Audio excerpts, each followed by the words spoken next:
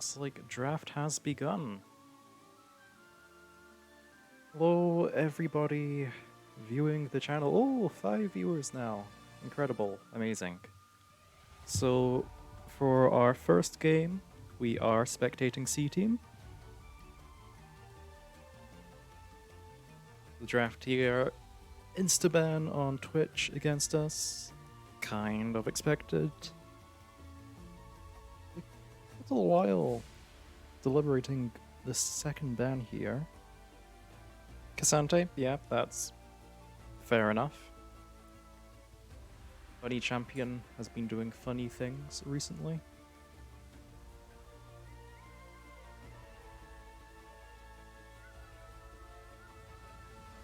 Bruh, C Team, very, very quick on the bans here. They must have had this figured out before the game began.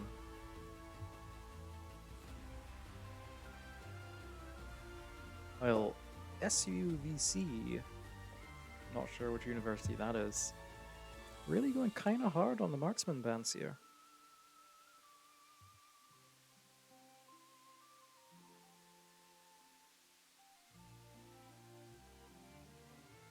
See a Shen there? Fairly safe pick, I reckon. There's an Aatrox, we all know what Aatrox does.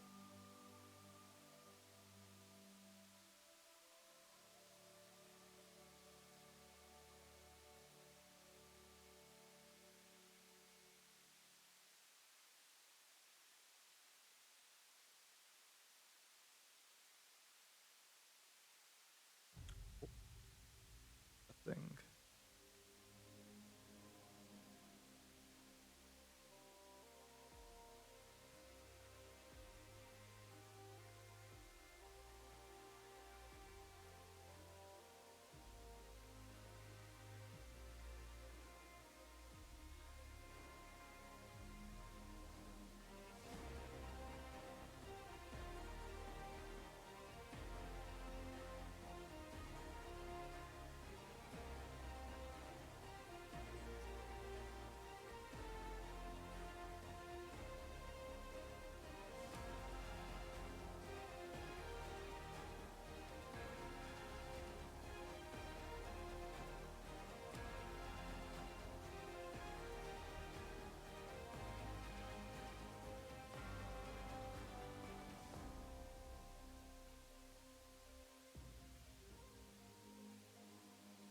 Okay. The state of the draft has now gone beyond my knowledge. Not entirely sure how the matchups are playing out now, the sort of counter picks that are meant to be taken. Out of my depth. Now, Renata's an interesting one, because I have no clue what she does. New champ, not played that much. I have no idea. Complete ignorance from me.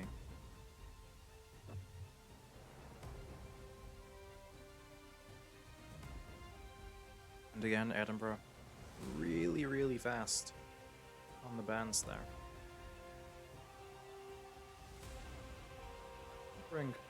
I'm wondering if they figured out a plan for these bans early on and are just not straying from it whatsoever.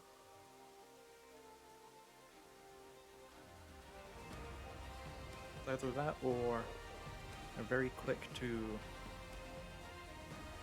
adapt, figure it out. I don't know.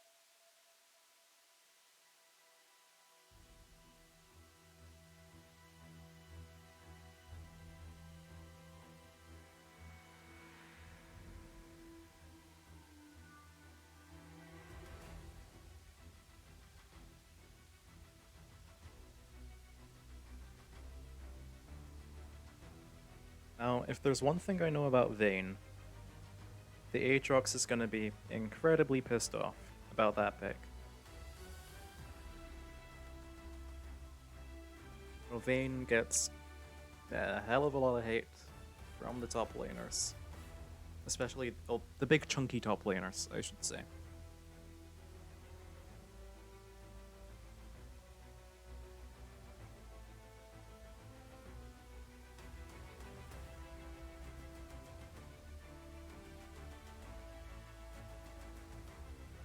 Okay, very interesting.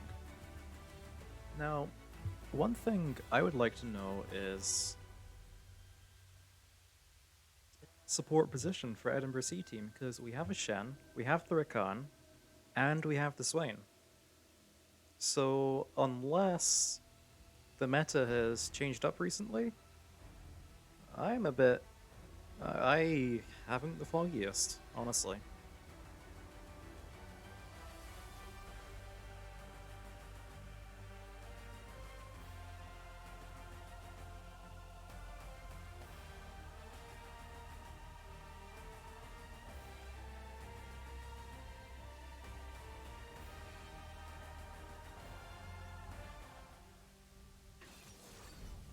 Well, they're drafting for real now. Game shall be starting rather soon. We do obviously have the 3-minute spectator delay. So once this draft is over, there will be 3 minutes until we get into game. So until then, you'll have me. And hopefully Tristan will be here. He has had some laptop microphone issues, so it may just be me running solo for this game. I think we did also have plans for a guest caster coming on, but I have received no updates about that. So it'll be a surprise. It'll be a surprise who you're getting casting these coming games today.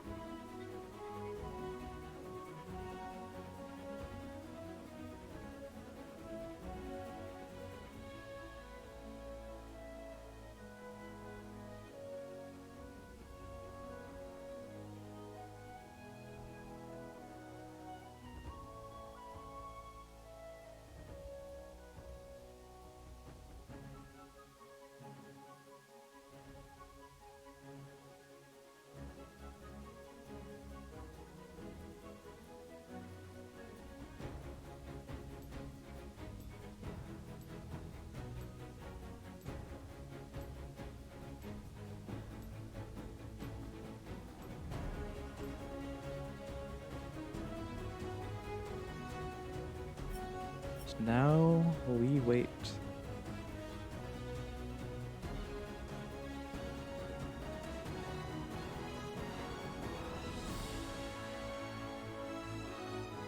So, chat, how's your day been?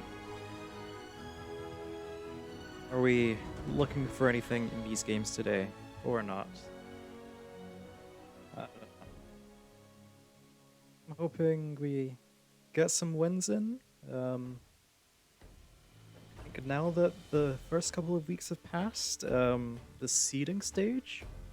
Hello. Oh, hello, hello, hello. You're here. I have arrived. Apologies, the dress took a little long. Yeah, I was wondering if you're gonna show up today because of the whole microphone business. Yeah. Have you explained to chat the whole situation? Yes, I did. Right, chat, if I sound a little off, I'm sorry. Not much can be done about it. It is what it is. It is But what anyways, it is. we do have a banger game ahead of us. What are you Let's have a thinking look of the at the draft? Ooh, I kind of like both. See, my main thing was, at first I didn't know who was going to be playing support for us, because we have the Rakan and the Shen and the Swain. So Swain usually a mid laner. Yeah. And Shen, while he's been played a little bit bot lane every now and then, usually top. So I'm Yeah. fairly confident. It's just mostly because we can't go slot into any other lane. I know Um, Maokai is probably jungle. I think we have very, very strong skirmishing in the mid game and team fighting in the mid game. Anywhere up until 25-30 minutes, we're going to be really happy. And then Yeah. the problem is it's going to be all on Vayne a little bit in the late game because Swain's damage does fall off a bit. And he's up against a Xayah Victor, and that's a crap ton of damage coming in from the enemy team. And I also like the enemy team's draft. I mean, you have two hyper carries, a nice tank in the jungle, Renata to provide a lot of disengage against the Rakan and the Maokai and the Shen that want to fly forward, right? Aatrox in the top lane to sort of say, if you overdive and you go past me and don't do your due diligence of killing me first, I will melt your backline. So there's a lot of tools on both ends. I think it's really nice drafts coming in from both teams. And I'm hyped to see. Both me and the people that don't know, what the hell does Renata do? She's a new champ. Renata, well, yes, newish. Renata, Newish, yeah. Queen of the Perfumes.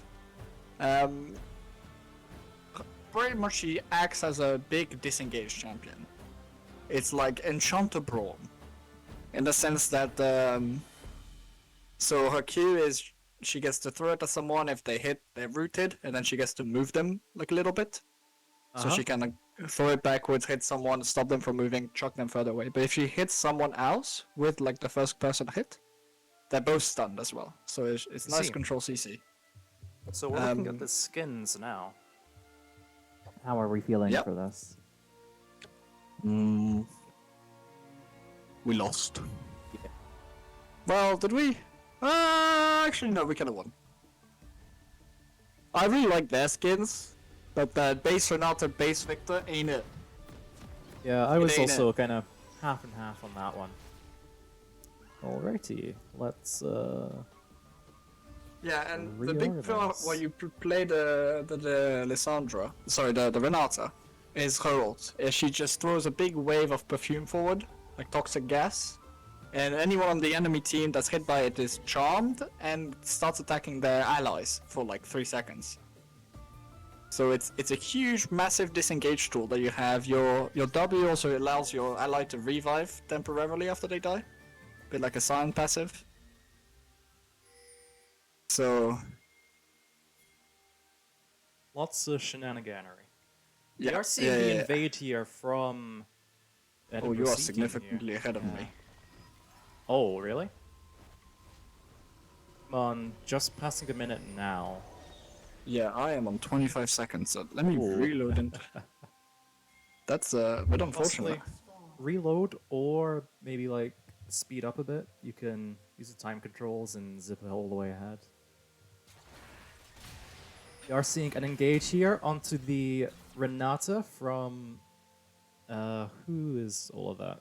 The skins are throwing me off. I think that is the Rakan and the Vayne and the Swain there, actually. All that really resulted in was a little bit of a trade, nothing too spectacular. And it seems after that, we have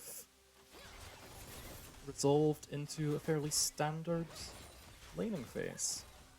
I'm gonna have to figure something out, so I will try to no. reload the game. It's fine, I'm sure I can reconnect and catch up. It's okay, it's okay. Great casting coming in from you anyways. I'm trying my best. Oh, sorry, Mr. Miss Phase Rush in the Twitch chat. The resolution is messed up. I need to change this every time. Sorry about that. There you go. Should be better now. Oh, and the edge panic is still on. That's also a problem. Okay, there we go. Should be fine. How's that? Brilliant, brilliant. Right, I'm reloading now. Okay. Let's hope we are all synced up after that. Yes. I think it's the scuff setup takes me a little while to load in. So maybe delayed. Alright, what time are you in?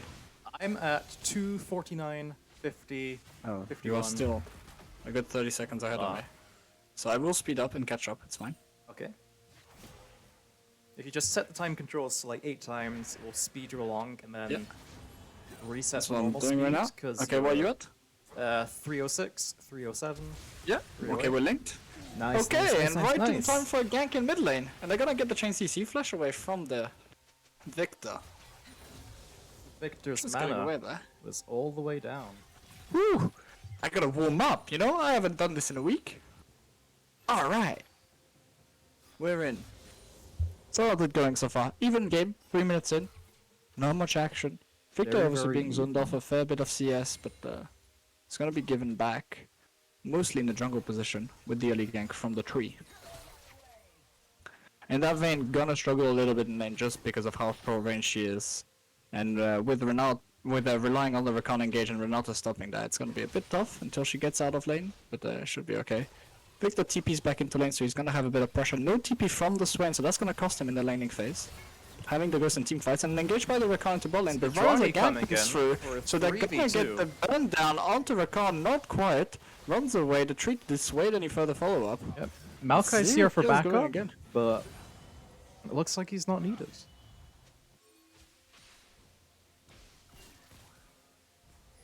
And it's back to context. And it looks like compared to last week, where we had a huge fiesta for C-Team's game, this one a bit more controlled so far. Junglers trying to match each other. I think we're gonna see a game potentially that scales a bit more, less fights. Although I don't really want to say that because these teams we know Don't wanna really jinx do. it. Well, no, I'd love actually to see a game with more action. Yeah. So if anything, Oh, reverse an into engage from the speaking Rakan of- there. Yeah, a little Oh, bit That's unadvanced rather considering how risky. low he was. But the Malco is gonna come in. There's no Renata Yep. W as well, so they can get the execute. He's gonna get the Q shortly. It's gonna be first blood going over to Malco. They have to be careful not to lose the Vayne in this exchange. Yep, it She's is a gonna get just 3v1, over but health 1 bars HP. are low. One kill, gonna go Ooh. over to the Desire, but it's a 2-for-1 for the bot lane. They're gonna get the wave onto the Vayne as well, so she's gonna get to farm up. And Edinburgh have to be feeling pretty happy about that one, even if the Vayne didn't pick up any kills. Yep. The Swains managed to get back into mid without losing too much CS. Only down 8, but gonna catch up with that wave. It's gonna be Looking about at 3 CS the loss. map here, Sidrani and River. I'm wondering if she's no. I think That she might might be an look into, Yeah, she looking is for an looking into incoming mid lane. gank. But Swain gonna tick over to 6 very shortly, and I don't think you want to gank it with your Oh, Victor. she's going He's gonna good. face check into her, so that's Uh, gonna help the engage. The Maybe camera on top ran lane, not much away. happens. Yeah, but Yeah. Victor has no mana, so you don't have much damage into the Yeah, Swain. yeah. He's gonna tick over to 6, so there's not much pressure onto him. A lot of fighting in the top lane. Obviously the Aatrox trying to leverage the range that he has over that Shen, but not too much damage in this early stages of the game coming through.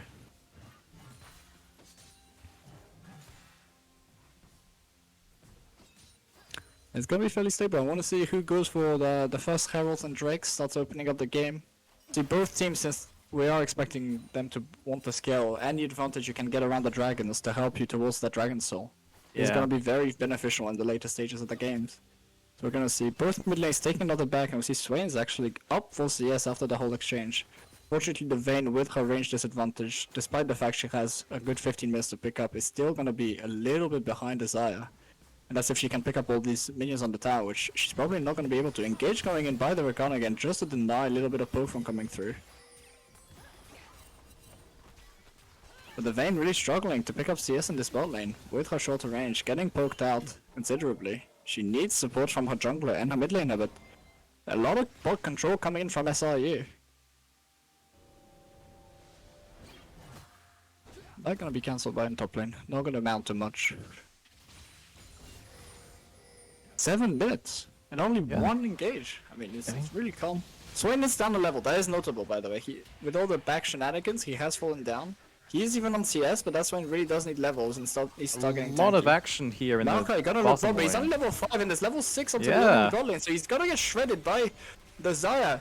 Shenron's gonna come through though, not respecting that. Xayah ult coming through as well, but then she is gonna fall probably to the Vayne. Yes, that's 300 gold going over. And we're very happy, and the Shen has TP to get back up on top lane if he needs. Combo a little bit missed by Max, so you really want to throw that W as soon as you get 8 to guarantee the stack, but it doesn't matter, it's a good chip. And they're gonna get a Drake out of it.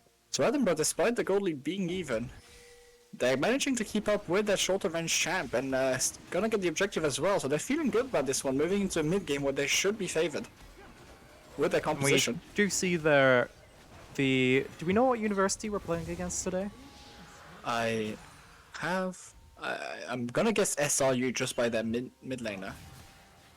But I have no idea what S or it it's was- probably South something university. Hold on, let me.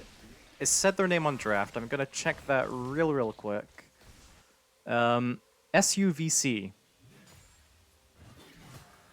It's Okay, do we know? SUVC.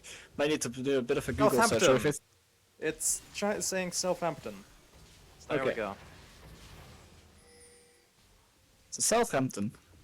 It's- And really, right now it's the CS leads in all their lanes that giving them the gold advantage, right? Despite the kill lead, you're seeing 1,000 gold going over to them. Obviously, waits again to crash that.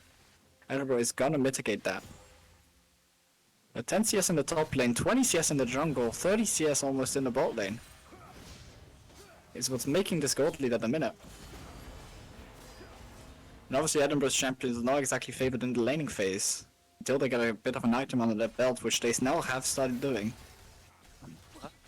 So you have to hope that this deficit is not gonna grow.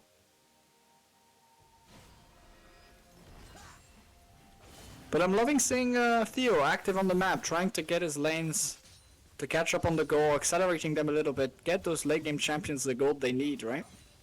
And say, look, Sejuani's not doing much, but I have the opportunity to do so. And with all the Southampton laners pushing up at all times, right? It's very easy to gank them and pick up some of that gold for his carries. We're gonna see Max looking bot lane, but the Sejuani is in position already. She has Herald as well, so if this play goes bad, it's gonna be a Herald to get more plates and potentially kill the tower. Ult's gonna go down from the Sven, but he's not tanking the early stages of the game. She's gonna get taken down. Renato ult comes through, but doesn't hit anyone. But the Vayne just has to walk away. It's a 4v2. Rakan's gonna get taken down as well. Vayne probably going to get out. There is no ult on the Sejuani. As long as she dodges the permafrost, and she does, she should be okay. But has to back away now. Victor's still in the area. Has ult. She needs to be careful. Maokai gonna cover mid as well. You have to expect it's gonna be Herald and bot lane, and they're gonna crack that first tower before 10 minutes, or right after 10 minutes. Vayne really low, going to fall. Yeah, Didn't respect the back. She's surviving That's that 3 kills going over to Southampton and first turret, so that gold lead is gonna grow to almost 3k. They're still into the game, and the snowball's gonna begin now from Southampton. They need to get some value out of this. Obviously, they scale very well, and they have gotten the goal onto their carries. But they are down the dragon, so you want to see them use this momentum, keep forcing a few fights, or denying CS. And not letting Edinburgh get back into this game that they now claim control of.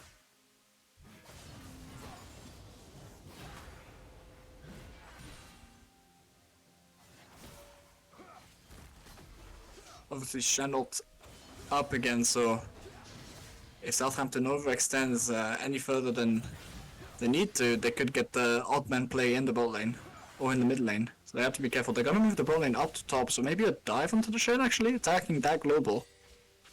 There isn't a TP on anyone else in the team as well, so if he is caught by himself on the tower, he's gonna have to survive alone with the Maokai in the bot lane. But no, it's just gonna be a back away. They're gonna crash the waves on both sides. TP from the Aatrox into bot to cover the wave. It's just gonna be more plates going into the Sire. Yeah. So she is getting really fed. Already on her first item and boots, moving towards her mythic now. And you don't have a whole lot of tools to shut down the Xayah. I mean, Vayne is gonna struggle to get in range until she also matches items, right? Dwayne's just gonna get shredded. The Shen also gonna struggle. They're gonna gank in mid lane, flash away from Max. But the ult from Sejuani comes through. Shen's gonna be forced as well. He has to be a little careful. Renata coming in, forces the flash out of the Victor. There's still an engage going on to him.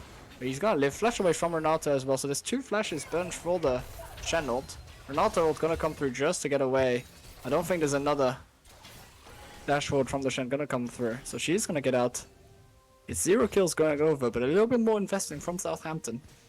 That Shen ult to not be had is gonna hurt. But now the rotation coming in from Aatrox is gonna mean the kill on the back end, not respecting the back timing. Can he get away? Probably. There's the Victor still around and the Sejuani, so now Rakan is gonna fall as well. Gonna have to flash away. And you've expended all your engaged sources for Edinburgh just to try to save your mid laner now. And with the upcoming dragon fight, you are not favored. Now down 4,000 gold. Southampton is just getting more on the map, they're farming more gold. And it means that in these fights now, they're getting more damage through.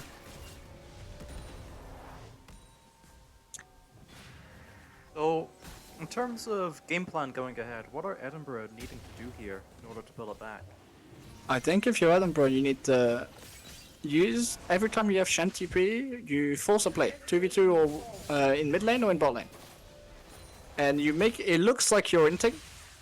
And then you call, like you make the enemy team commit into you on even man, and you call Shen ult and you complete Thunder play and pick up some of these shutdowns. I think if you can get like 2 kills on Vayne with the shutdown, or maybe 2 kills on the Swain, you're looking really good.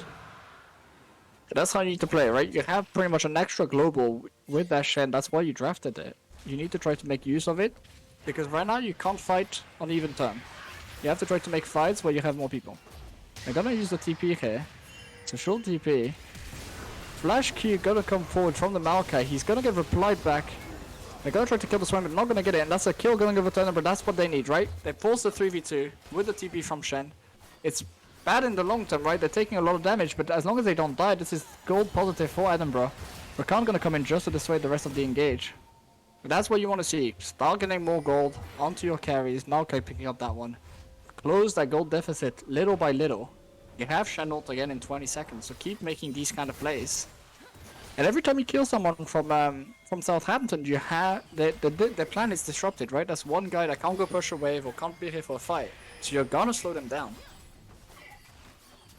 Let's see if they can keep it up. Obviously on the back end they're gonna lose the tower because of the low HP bars, and Rakan going to almost suicide in. He has to sort of try to get away here, but there's nobody. Idea. No, it's gonna be 300 gold given back. Unfortunate play here. Hook gonna land onto the Aatrox. He's gonna dash forward. Not under any threat with the Vayne in the top lane and the Shen bot lane. And this Vayne really needs to get to her bulk, right? She's still not on an item. She needs 1 or 2 to stop really being able to shred these carries. That being said, if she's not checked in this team fight after she reaches these item spikes, she will unload a huge amount of damage onto the front line of Southampton. Regardless of how far ahead they are, right? Vayne, very adept at cutting through front line, especially the armored kind with her true damage. So gonna have no issues in the later stages to cut through the Aatrox and the Sejuani. And if she can get onto the Xayah, and she's not too far behind, you have to think that 1v1 is also favored with her with the ultimate. So you have ways to get back into this vulnerable, but you need to look for these. Like right now, you can't fight evenly. You're too far behind. There's items have come through for Southampton that are not here for you, so the gold lead is actually more meaningful than it looks, right? For completed items are worth, or in terms of power, so much more than components. So if you're Edinburgh, you actually want to finish your items and then look to fight, because when you just finish your items, or they're gonna find a 2v1 player in the ball lane, there's Renata coming down, but this Aatrox is so tanky with all his regen. Renata is gonna come through to dissuade the engage. They put a Renata W onto the Aatrox. His ult has run out, but he's healing so much with the Gold Drinker. They don't have the damage to finish him off. There's no finished item onto the Swain. You're fighting without damage. And it's a nice idea, but your timing is just quite off, right? As I was saying, you need to wait for your items to come in, because then you're on one item, they're on one item and components, and those components don't mean too much, and that's when the gold lead is at its least meaningful. And that's your best chance to get fights, but instead they fight right before the Leandris comes in from the Swain, and they don't have the damage to cut through the Aatrox. No anti-heal either, right? It's a nice attempt, but just a little bit too far behind to make it work. And it's gonna give 300 gold extra to the Aatrox. They could look for a Rakan engage onto the Victor if he oversteps here. He is also 2v1. They are moving the bot lane up. But at least the Vayne is now getting some farm. And they're trying to close the CS deficits, but it's now a 5k gold lead. Purely on objectives. And on the kills. Anti-heals come through for the Shen now as well. And Bulk has come through for the Vayne. Okay, so you have the items you need, right? You have the Leandris on the Swain, you have anti-heal and your Frostfire onto your tanks. So Demonic now for the is Maokai. the time for engage? Or Now no? is the time, yeah, where the gold lead doesn't really feel like 5k, right? If you look at top lane, it's one item and components against one item and components. Okay, cool. Jungle, it's one item and components against one item and components. Okay, cool, that's the same. In mid lane, the only difference is Pen Boots and Lamp Tome. That's not gonna mean a whole lot in a fight, right? And just a little bit extra AD as well for the AD carry. So supports we are are pretty much even. So seeing they're gonna look for the fight here. 4v2 And here. there's Shifting not enough to the people here to 4v3 of protect this the Ronnie. AD carry, so they're gonna Yeah, get on AD top of carry's the going Zarya. down. She's gonna get pulped by the Renata. So she's gonna fall. Trunks Shutdown going disappear over to out the of nowhere. Swain. And that's a 1-for-1 that you are gonna take, because that's 650 gold going over to your Swain, and the key carry from Southampton taken off the map. Unfortunately that your Vayne's not here, but actually this is good for you, because you're gonna pick up a shutdown into the top lane as well. Flash Roll by Renata is gonna pick up a kill. But you now have no Flash, no Ignite, for only 300 gold on Renata. I don't think that's entirely worth for the upcoming team fights, right? I wouldn't fight here if you're Edinburgh. This Aatrox doesn't have ult, but they're gonna knock him back into tower and stun him, so it's a nice play. They're gonna get another shutdown Well at done. 1-for-1. But trading No, away it's the a- Shen. It's very good. Shen only worth 300 gold, right? And you're getting 650 back on him, so you're cutting this gold Okay. lead. You're gonna get a tower, and Vayne is Taking farming the the top profit. side this whole time, right? You have to remember, this Vayne is getting a lot of value, and you're winning a fight, or you're trading 2 for 2, but with your kills being worth twice as much. For Vayne getting shutdown gold in the top lane, she's getting a lot of CS, so she's cut the deficit down to 15. You're gonna lose the Drake, which is unfortunate, but it's only second Drake. And Vayne's gonna get back into the game, she has a lot of gold to spend. Your Swain's called the deficit as well, with the shutdown, and the Shen as well, with an extra 700 gold. I think that's a good set of play from Edinburgh. And you can see in the gold lead, right? Cut down to only 4,000, so that's a net positive play for them. That's the kind of fights you want to see. Obviously, they're fighting down a man, but they're finding good picks in these fights. And also, importantly, Zarya had to blow all her summoners and the ultimate in that fight. So if they go again, for Edinburgh, they have everything, right? Their carries, both Flash and Ghost. Your top laner doesn't have Flash, but it's a Shen, it doesn't really matter. Maokai has ult, has Flash, he's ready to go. Sejuani's gonna go wide. They're gonna use the engage Maokai ult to respond. Edinburgh There's a looking Rakan coming in as well. split here. Nice Renata ult into the corridor, but they're gonna find the re-engage. Shen's gonna go over, that's gonna be 1 kill, that's gonna be 2 Renata kills. just Lucky gonna come through. deleted. Sudrani Aatrox running away not because gonna she is come low. through. The Vayne's Vayne. really far forward, she has to be careful, she's surrounded. Get back to your team, good. They're Aatrox gonna mega get healing, but we're 3. gonna chunk it down. The entire team on him. That's gonna be 3 kills and probably Very, Baron, right? very You still don't nice. have summoners on your Zarya. Your Victor's expanded his ult, so he doesn't have the most damage. And he you, may more as well importantly, take- don't have jungler. Nashor now. You're gonna find the Zarya as well. Ult gonna be false, but it's not gonna matter. The Vayne's in position. Can she look to chase down the Victor? She has to be careful. There is damage on the champion. No, they're gonna turn for the Yeah. Baron. Playing And that's a it 4 safe. for 0 for Edinburgh and the Baron. They're back into this game. As long as Victor doesn't steal it with an E. No, he's gonna be forced to flush away, so they get an extra bonus K on top of it. They're gonna lose the Rakan, which is not the biggest issue in the world. So shut down with the Barons. You see that gold lead has completely evaporated with the stats the Baron's gonna give you. And it's what we're talking about, right? No sums on your carries. For Southampton, caught without the good engage from the Sejuani. And you just get shredded if that Vayne gets the free fire. And you have all these disengage tools, right? The Rakan to come into her, the Shen ult as well to go on top of her, the Swain, which is able to exert so much zone control with Maokai ult as well. And that gold lead that was 5,000 only 5 minutes ago is just completely be cut down to 800 gold now. There's Baron as well for Edinburgh, so they're gonna pick up all those standing towers. That's gonna give them even more gold. And you've reached key items, right? Vayne's almost on the trifles, gonna get on back. Your Maokai's got 2 items, so Radiant Virtues come in. You've got an extra anti-heal on your Rakan as well to help out in case the Shen's not in position. It's gonna be Nice ult gonna be 1v1 put here. for Renata. She's gonna get away, so now you're down your Swain ult, which is not ideal, but you force Renata out again. And you need to get some value with this Baron, right? Get those towers siege down, get some gold into your carries. And try not to get caught. Sudrani coming in here looking to take out that Shen. Yeah, he's gonna have to run Nope, away in the wrong sandwiched direction, buddy. between- That's the enemy's face. Can Stuck you get between away? a Doesn't rock look and a like hard it. Flash place. forward. And nice Meanwhile, little flash in the there. mid lane. Again, this Oh! AD carry still without flash, but it's a nice Renata ult to disengage, so she's gonna get away. Renata W popped, so it's gonna be a trade of support and the TP coming in from Aatrox. A 1-for-1 on the map in the end. But now you have no engage tool to go on the Vayne, so she's gonna be able to pop off. And you have to be a little bit careful. Zarya still doesn't have sums, your Victor still doesn't have sums, so your carries are a little vulnerable without that Renata ult. It was a great actually Renata ult we saw to disengage the enemy team there, stop any further follow-up. but she is the key to the Southampton comp to make sure the Xayah and the Victor are able to free fire with all the damage potential that they do have in the kit. And you've lost your only your TP on the side lane here, right? Now you only have Victor's TP. He is vulnerable, so if you're gonna sit him in a side lane against a Shen or a Swain, with the Maokai potentially being able to gank, that's not a champion that can push up to the enemy's towers. So you're gonna have to be careful. Shen, meanwhile, with the ult, with the TP. So Edinburgh's got, again, more tools in the tank, and those 2 item spikes have come in, right? We have Triforce on the Vayne, so she is now sitting very comfortably. You have the Rylai's as well for the Swain, so he's gonna be able to exert even more control. Gonna be attacked by 3 people. He has to be a little careful. I don't think that he knows that they're coming. Only gonna see them now. Sejuani ult gonna land. He's gonna pop the Ghost Ray to get out. Ult gonna come through as well. Shen ult's gonna come through, so they're going to fight. They found the Victor. It's gonna be a shutdown. Well. Xayah is coming down into River, but she's so far away. They're gonna pull Renata as well. Renata will probably gonna come through. No, it's on cooldown. Flash given away for free. It's 2-0 and Vayne. Ghost ult going forward. Gotta stun the Sejuani. Gotta cut through her in seconds. One extra one goes down. Rakan's gonna find the engage onto the Xayah as well, so it's gonna be 4 kills. Cleanse blown for no reason.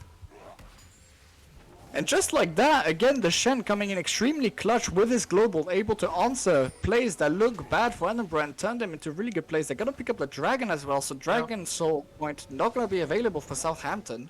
I think They're we are not the ones in the looking lead. a lot more comfortable than we were in the early game. Yeah, now in the lead, they have all the momentum on this map, right? Every play's just been turning up Edinburgh in this mid-game. And you have to think the Vayne's feeling really good. 6-1-2 onto the carry. Hasn't been threatened at all. Now gonna find the Renata. Probably gonna find a kill here. Yes, gotta get it. Thanks to the minions just finishing it off. And that's an extra 300 gold. Your support has to expend ult again. So is Now out of... Vayne has just hit these items. She's a monster. She's doing so much damage to anyone on the enemy team. And really, it's only the Aatrox potentially with all his healing that could stand for a little bit of time. From nice double pullback from the Swain, just gonna mean a couple stacks going over. Gonna get a little bit more damage. He's gonna choose to go in, but there's no Vayne here, so you have to be a little careful. Ballsy engage. Yeah, I think that's just gonna pull the stopwatch away, and that's it. But you've now lost Swain ult. Luckily for you, that's a very short cooldown, as you can see on the left of your screen here. Oh yeah. Already take down, and they're gonna look for the engage. They know they're up a man. They have the TP from the top lane, so it's gonna be a 5v4. But Renata's not here yet. She doesn't have ult. So she's not gonna be able to on the contribute a whole lot. Aatrox. Aatrox is gone. They're gonna find Victor as well, so Victor's gonna be gone in a second. Flash expended again. Not gonna get anything. Revive comes through, but it's not gonna matter. 2 for 1 for Edinburgh, and they keep blowing those key summoners from the enemy carries, which means they get on top of them every single fight. And SRU can't get their battle mind set. And it's coming up tails on every single one of these fights. Now you do have flash and you do have ult on this Xayah, so she is somewhat safe, but she has to be careful not to get caught by a Swain E or a Shen E, like randomly into the fight. Swain gonna throw the E, he's just gonna get rooted actually. There's gonna be a shutdown going over, a bit of a misposition here from Max, giving over 900 gold. That's a lot of gold going over. It's gonna nullify the advantage they got from the team fights. They're gonna back away. But again, a third fight we see right here in this mid game, where Edinburgh is just able to pick off a key frontliner and then dive the carries. And Southampton is just having to go backwards, and the Renata is not providing the value because she keeps getting caught into the jungle and doesn't have the tools that she needs to fight. And you always have your summoners desynced if you're Southampton. If you look at Edinburgh, right, your carries both have flash and ghost coming up at the same time, so you know when you can fight, right? Your your summoners are always here, but if you're Southampton, it's always like, oh, my mid lane doesn't have flash, it doesn't feel great, but at the same time my ADC does, and we do get a fight because ADC says I have summoners, but then ADC loses summoner, right? And then Victor has his backup, so he's like, oh, I can fight, but now your ADC doesn't, and it's just a vicious cycle. And they've just completely lost momentum in this game. Now the Xayah has hit 3 items critically, so she does a huge amount of damage.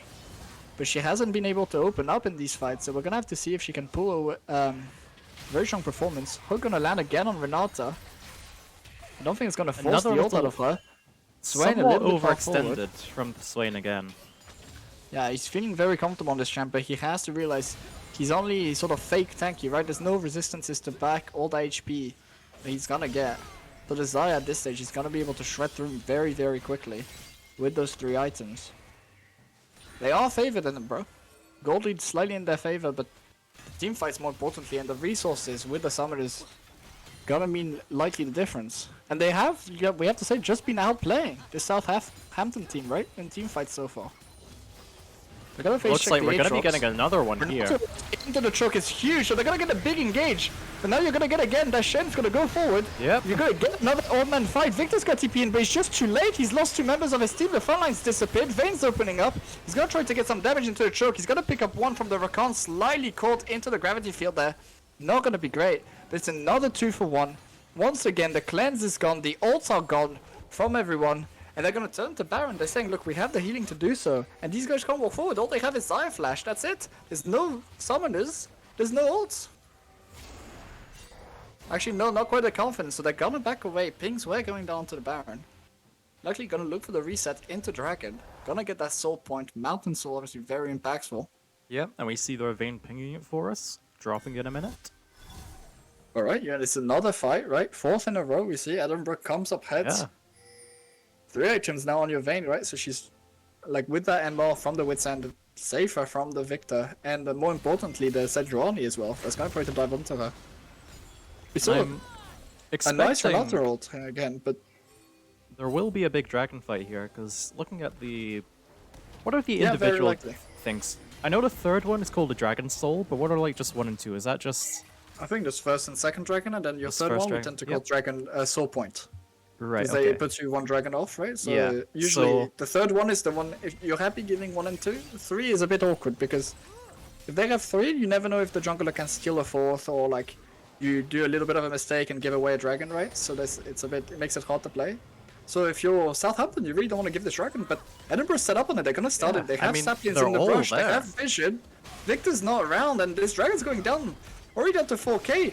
Sejuani's not in position. It's gonna be a 3 dragon going over, and they're gonna look for the fight afterwards. You have to be careful. Renata in the troll, but she's out of position. Swain's gonna zone. It looks like a The repeat entire team from last away. time. Yeah, but the Swain's too far Oh. forward this time. Nice Zonius. It's gonna buy him some time, but this Aatrox is not melting quickly enough. They're gonna lose 2. From Edinburgh, no, Swain's gonna get away. It's actually gonna be the Victor that falls. Again, expensive summoners, so you're down to just Xayah able to fight. And they're gonna pings on the Baron now. It's 3 man left. You still have your jungler, you still have Smite. Central rolling critically. Still here as well, right? So there is the potential for a steal, but if you're Edinburgh, your HP bars are here. Yep. There's no ults on the enemy team, and you do have Shen ult. It could go either way, but Edinburgh do have A major No, they have advantage. so much control into the enemy jungle, right? Southampton can't face check. The Sejuani had the back, so the carry and the support from Southampton can't walk up. They're not going to start with Baron for some reason. I think probably going to target towers instead, saying, look, 3 people still alive. This could go badly. It's a little bit of a coin flip play. There's no need. We're in control of the game, right? Our gold lead's grown to 2k. We're going to get even more gold onto our Vayne. Let's play it slow. Play it steady, but you can't go too slow if you're Edinburgh, right? These key carries, the Victor and the Xayah, if they get the 4-5 items, are going to do a huge amount of damage. So keep it methodical, but also make sure you're not just being a little bit too preemptive with your decision making. Very strong vision control they're coming in, obviously with all the map pressure they have, right? Yep. It's very hard, as you can see, for Southampton. Even with no one on the map, they're a bit scared to walk forward. They don't know if there's going to be a Shen or a Maokai sitting in this bush, and they can be deleted at any time. Renata with 6 death already is obviously, very well acquainted with the enemy tanks. And keep locking her down, and you're Southampton again. Your Victor's down flash. You have no flash on your Renata to help reposition their ult, but critically this time it's actually Edinburgh down with flashes on both their carries. They both have ghosts, which is going to help. But you have to be a little careful with just forcing a fight, right? We saw in that last team fight, if you're not quite snappy on your engage, it can go a little bit wrong. They reformed really nicely and forced the Victor out of the fight, which helped them. But it's not just a walk in the park for Edinburgh. You're in the lead, you've regained control. It's been an 8,000 gold swing, by the way. You're in from the 15-minute mark to now, right? Yeah. And all the momentum is with you, but you need to close this game out now. Dragon in 4 minutes, Baron up. Let's see if they can set up. They've moved up the Swain, so they have overloaded the top side. There is a TP on Aatrox, so they could look to force that. No vision from Southampton anywhere into this red side jungle or around the Baron pit. So they have no clue. Edinburgh could be 2-manning this Baron, and they couldn't do anything about it right now. So I think they're going to push their waves. And I would love to see Edinburgh just starting this Baron saying, look, come forward into the But I mean, darkness. See if the both monsters come teams- creeping. Both teams do seem kind of scared to be going for this Baron, and I'm not sure why. Yeah, I'm Edinburgh not- aren't. Edinburgh, I think you have so much control onto this map. Make use of it, right? Force the enemy team to fish against you. They've now moved the Shen into bot lane where he wants to be, right? Extra globals for him. He feels very comfortable. Obviously, Shen ult comes in much quicker than TP can, right? Oh yeah, Straight yeah. in the middle of the fight. It's also only 3 seconds compared to the second to a ward, so Shen ult will always have the advantage if it comes to getting to a fight on the other side of the map, and crucially has an extra TP as well to get back on the other side of the map if needed. They're gonna move the Aatrox up, so it's now SRU with the extra man, but they're split. There's 2 on one side and 3 on the other. They're gonna use the Shen ult, engage on Shen is gone Zaya. again. No one's gonna come through. Cleanse is gonna go. Ult now gonna go. She's gonna flash away, so that's all the defensive tools from Zaya. And they're still gonna get a kill. Please go towards Baron now. You have to go. You've killed the enemy top has to laner. You've happen. killed the enemy jungler. If The you're not ending the game, jungler you go of all for people. huge AoE damage coming in from Victor though. They have to be careful not to overextend. Max gonna go forward instead of going to the Baron. I think the team call is Baron, but they're split. Guys, you have to be together. What is going on? Well, He's at just least gonna Shen suicide and to- Maokai are there. Yeah, but their carries are just completely trolling, moving mid, and now they've lost all their HP bars and they've lost tempo, right? I think it's a huge misplay from your mid laner and your ADC to keep going for the fight, but the call was so clearly to take Baron once you've had this advantage. still Southampton gonna do get have it, but- vision here. Yeah, you have to be a little careful of a stray Victor laser, but it should be a simple setup. Nice, they're gonna get That's it. Victor taken care of. And it's gonna be an extra kill as well, going over with the red buff burn, maybe? Yes, gonna get it as well. So 3 kills at Baron for Edinburgh, gold lead now 6,000, Dragon up in a minute. That's gonna be Mountain Sword as well. And Edinburgh is now hugely favored. The Vayne, for the first time in this game, has more gold than Zaya as well. And this Zaya had to expend ult, flash, cleanse just to get away that fight. So again, she has no teamfight safety. And with Edinburgh being able to find her over and over again, you have to think she's just gonna get deleted this fight if she walks forward. There's still no Victor, so she's the only carry, and she has to do so much work in this fight. They're gonna move in towards the dragon. SRU, what do you do? Like, you have to fight here. You can't give over both Soul and Baron. That's pretty much a death sentence, but you at the same time, you can't really fight. Your carries are gone, they have no safety. And yeah, they're just gonna be zoned off the dragon. Soul gonna go over, Hook gonna land on Renata, she's gonna throw the ult away, but she's still gonna burn the Leandries, so it's not gonna matter. The Victor's gonna TP in, but it's just too late. Zaya has no flash or cleanse, so she's gonna get run down by the Vayne. Another carry gone, Victor's expanding TP for nothing. And then Now you have Soul, this- you have Baron. Of all moments, is where you go to end the game. Please, yes, go mid. Please. You have waited long enough. Finish this game, Edinburgh. They're gonna look for a nice victory to try to get some chunk off and clear the wave, but it's not gonna be enough with the Baron buff. They're gonna get the secondary tower. Vayne's been zoned off a little bit just so she can heal onto the chickens, but a new wave gonna come in. Zaya now up for 25 seconds. They're gonna knock on the base. Shen's gone bot, but he has ult again and has TP, so if any fight comes out, you know that the Shen is He's might just as well gonna be right there. Yeah. And they're gonna back away. No, please, fight! Oh. Win! You got this. Why? Okay, they're gonna first engage. Okay, they're coming back Vayne's now. gone. She's got so far back, so there's no damage right now coming into Oh. Southampton. They're gonna give the shutdown. Guys, you're so far ahead.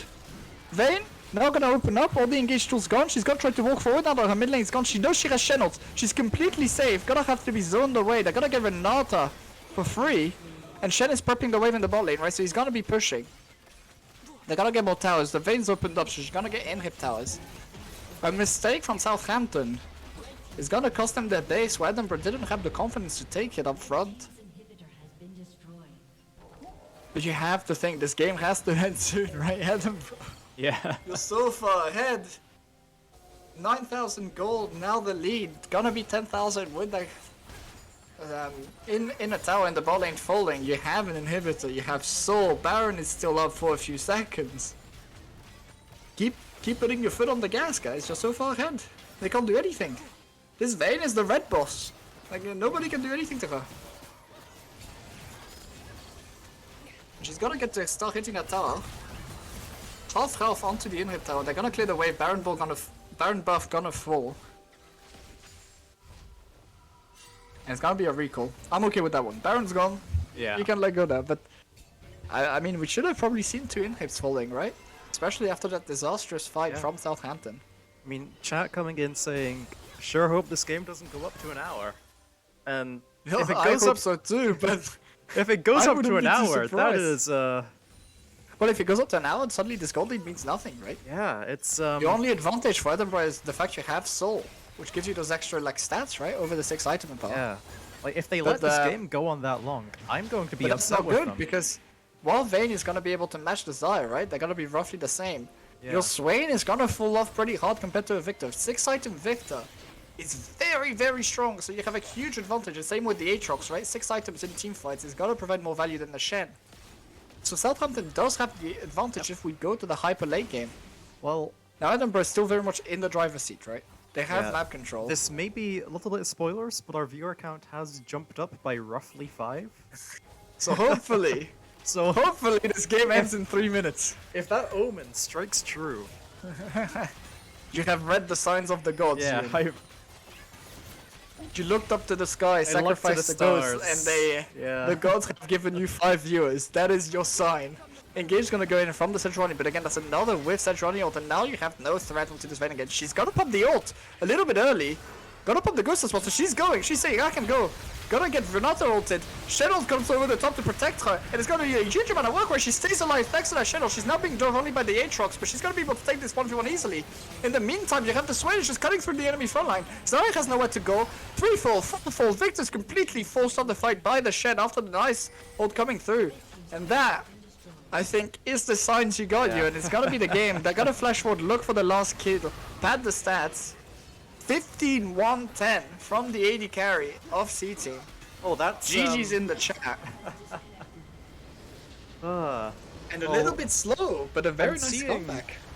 A team and B team in the chat now. So So everybody's finished. A team, B team in the chat. Tell us how it went.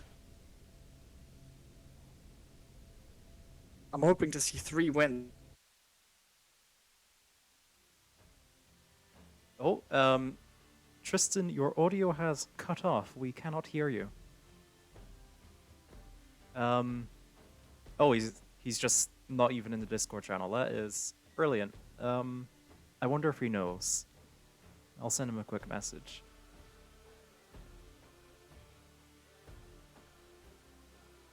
I'm back. Hello? Sorry, the setup Oh. was a bit wrong. Yeah, okay. Yeah, you're back. Only So, back. yeah, no, Davey, this was C Team we were watching. Very, very proud of their performance today here. So, yeah, Tristan, are you alive? Yeah, I'm here, I'm here. Okay, nice, nice, you hear me nice. Yeah, so, that game. Yeah, I mean, really good, strong team performance, I think, from the C team, right? They fell behind, but they won in the team fights, and it was them working together, staying close to each other, right? Compared to that Southampton team that tend to split a lot and not leave the carries a little bit exposed, right? With no front line and no help. So it was just clean out plays and nice team performance from them. A bit slow, but I mean, can we fault them, right? Once they got a bit of a hold onto this game, they never gave it back. They went through all the objectives, they went through the checkbook, and it was a win. Look forward to seeing the beating game up next. Obviously, I do have to go do the draft for A team. But bag the first game. Let's see if the second one can be just as good. Bid you farewell. And now I turn to the chat here. If A team and B team are still here, could you tell us how your games went? Assuming you haven't also just left to go to your drafts, that is. A Team W? Yeah, expected, expected.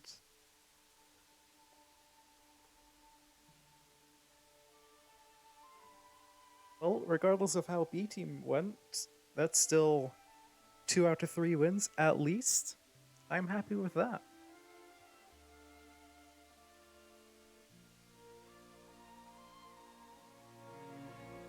Now, the next games will be starting somewhat soonish. I will be awaiting an invite to B Team's lobby. And while we wait for that, I'm gonna check what NUEL is saying in their announcements channel.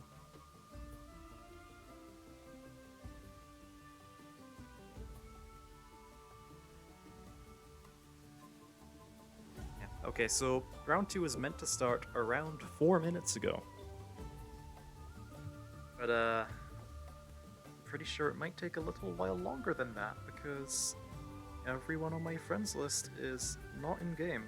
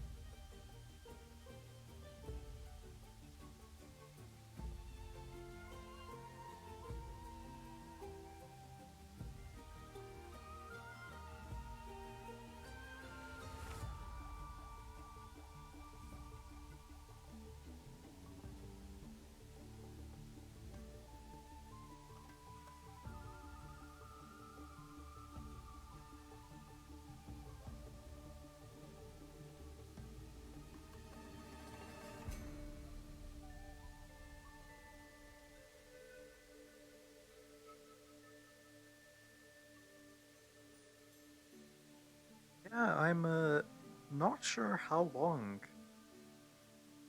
the next game is meant to be.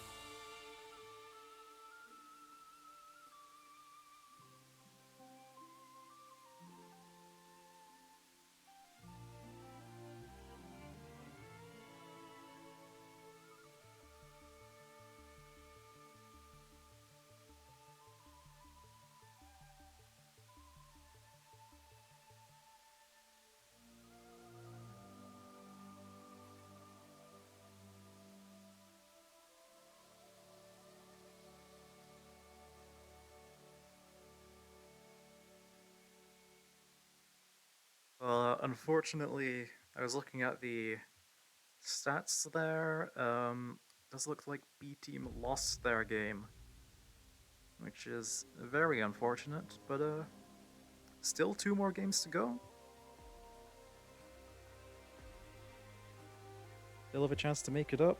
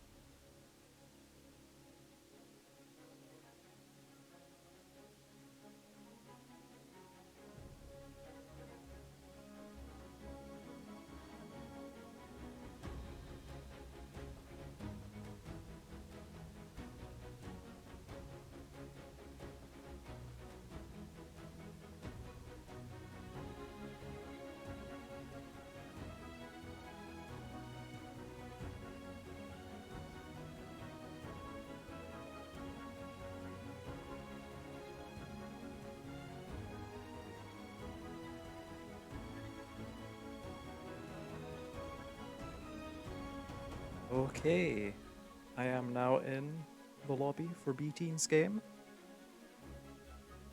We should be seeing draft fairly soon.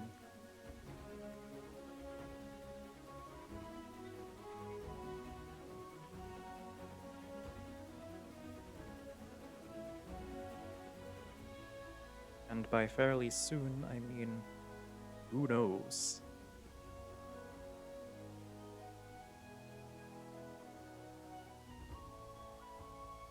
Here we go. They were very quick on the draft link there today. I'm very happy with that.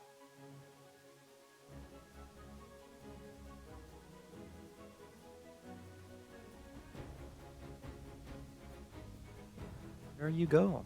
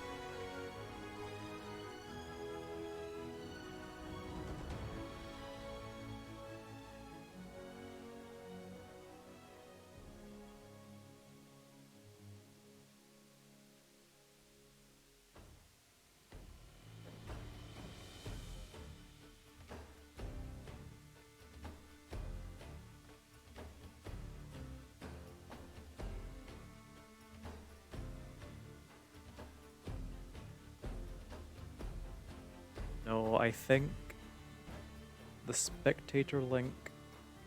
Oh, maybe it's not bugged.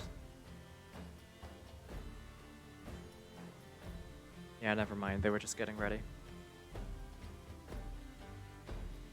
Or no, maybe it is broken.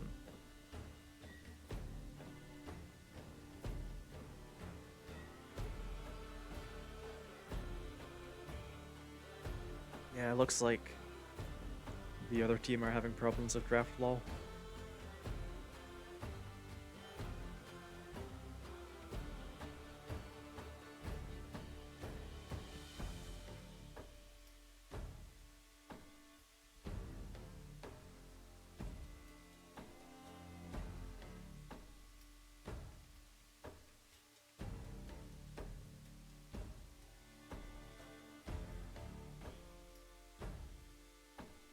Yeah, it looks like they're gonna have to rehost. Well.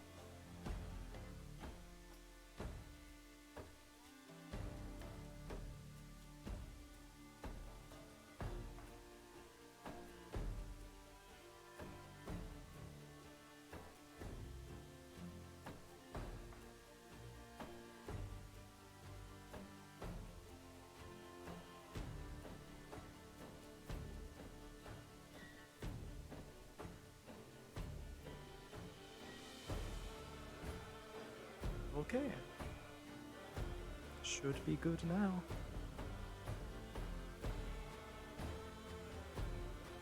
Yes, there we go.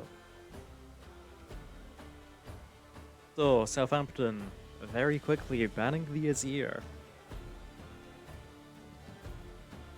That is very expected, considering how Blue Team can perform with the Azir.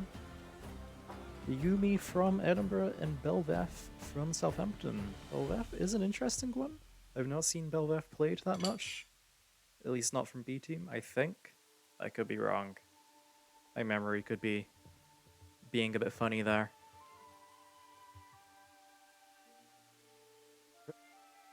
Interesting.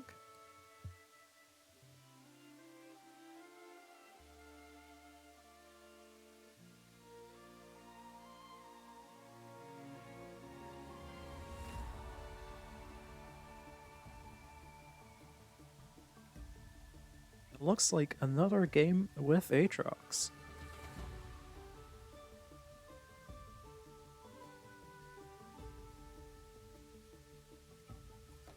I'm not sure if there's an obvious counter pick here. I know Aatrox relies fairly heavily on the health regen. So if there's a champ that can deal with that fairly easily, Might be a good idea for Edinburgh to snag that while they can. Instead, they go for the Malphite.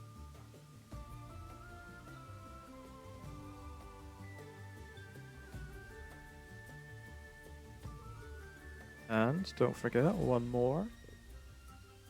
Who could it be? What grand plan are they coming up with here? Okay, Zeri. I have no clue what Zeri does.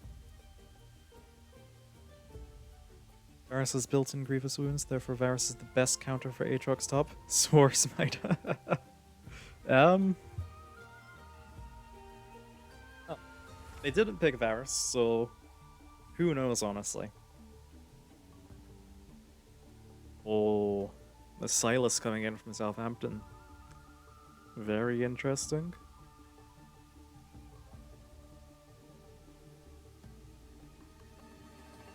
Shall be followed up with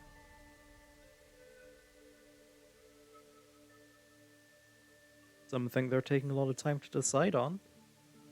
Ah, a Jinx. If I am correct, Jinx is probably the strongest ADC in the meta right now. I suppose in a white room, maybe she would be the best, but we'll see how this draft turns out.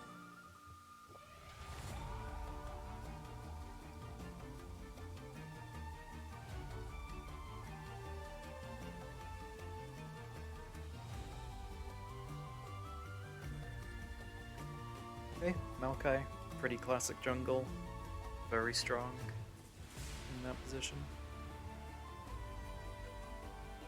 We seem to have some chatter in the League client. Oh, Mao is meant to be Kayn.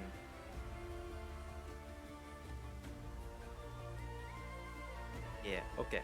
So Maokai there is not Maokai, it's Kayn.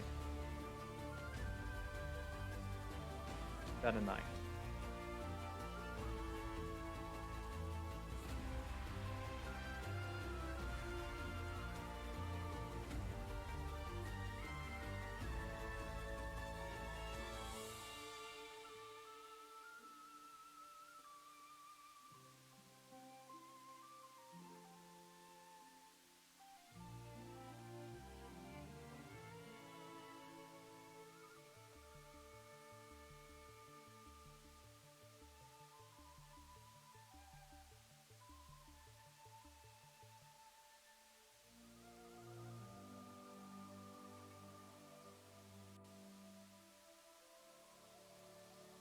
Roma ban.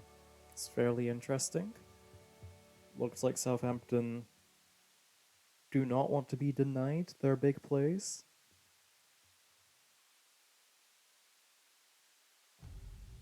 Be a clue as to what they're planning for the next couple of picks?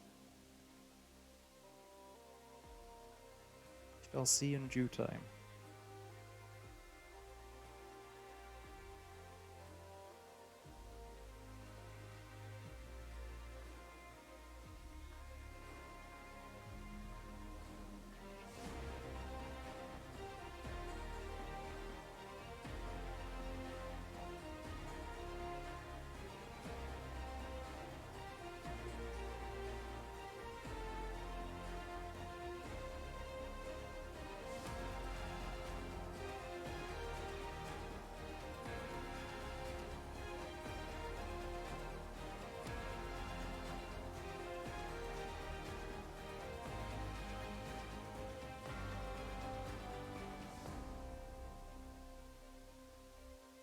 Oh no. Oh no, they have a Kazante.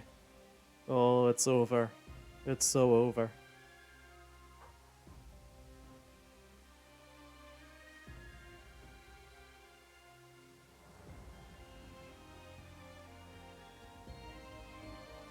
Response?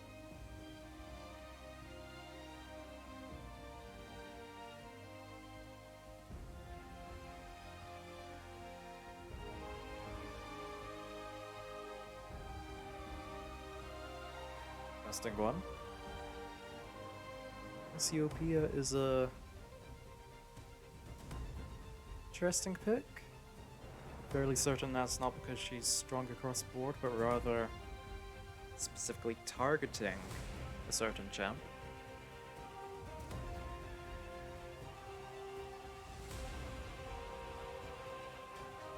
And Tristan is back. And win the draft. We are. I can. Just a team draft. They're playing the top team in the league right now. Oh, the top team in the league. It's a clash of titans. Two very strong drafts. So I hope they win it. But how is the B team draft looking? Well, you can come on over and take a look for yourself. Actually, Cyrus, I'll Malphite? give you I'm seeing it in real the time. draft That's alright, log I can- here. I can watch in real time. It's all Oh, good. okay, watch in real time? Cool. I'll do a live reaction. Malphite Rakan I really like, and I don't like Soraka into it. I think Malphite Rakan is really, really strong into Soraka Jinx. The only problem is Silas is a really nice answer to Malphite. Kane coming in, obviously we know Doink loves playing carry junglers. Do you think we're gonna see blue or red Kane? I have no idea what either of those So two do. far, okay, blue Kane is just an assassin. Okay. He's in your walls. Red Kane is like a heal bruiser. He's like Aatrox. Red Kane Okay. operates a lot like an Aatrox, whereas Blue Kane operates more like a Kha'Zix. So far I prefer Blue Kane. I think it has a lot more value, Well, and you already have a Gengo's, nice front line. Gengo's in the chat saying red, perhaps. Ooh, division. Division. We'll see. It entirely depends on the rest of the draft. Obviously, you guys know more than I do. Yeah, we do. Well, what's coming up here? Yeah, the last few ones, may or may not change your mind. They're, I don't know if We'll have a look. spicy is the right word for Zeri, it. ooh, very late game. I'm Yeah. not really a big fan of the Zeri. I would have preferred seeing a Zaya or anything like that. Zeri takes so much time to get online, obviously. So gonna take a while. The funny But, man is here. Let's see if she can do so. Because Sante Aatrox, yeah, suddenly red looks a lot better. Yeah. I see what you meant. Yeah, and then Cassio is the answer. I love Cassiopeia here. I think Silas has a really hard time playing into her. You're gonna have Aatrox and Cassante both diving in, and it's just gonna be the Jinx that has range on her. She's gonna get a tremendous amount of value. And you already have a lot of dive power to go take care of the Jinx, right? So you just need something to show up in front of the Zeri. And I think Cassiopeia is a really smart answer. My only problem is really that Zeri just being subpar compared to Jinx, right? Not takes a bit longer to come online, doesn't have Yeah. quite as much damage potential in team fights. Obviously, if this fight goes long, there's a lot of pop-off potential. But we'll have to see if that Zeri can get to the late stages. Well, I guess we'll find out.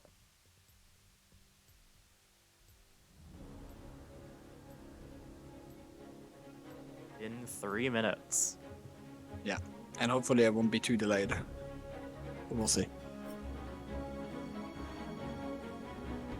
Yeah, I think both teams have good tools again. We've seen really good drafts this week.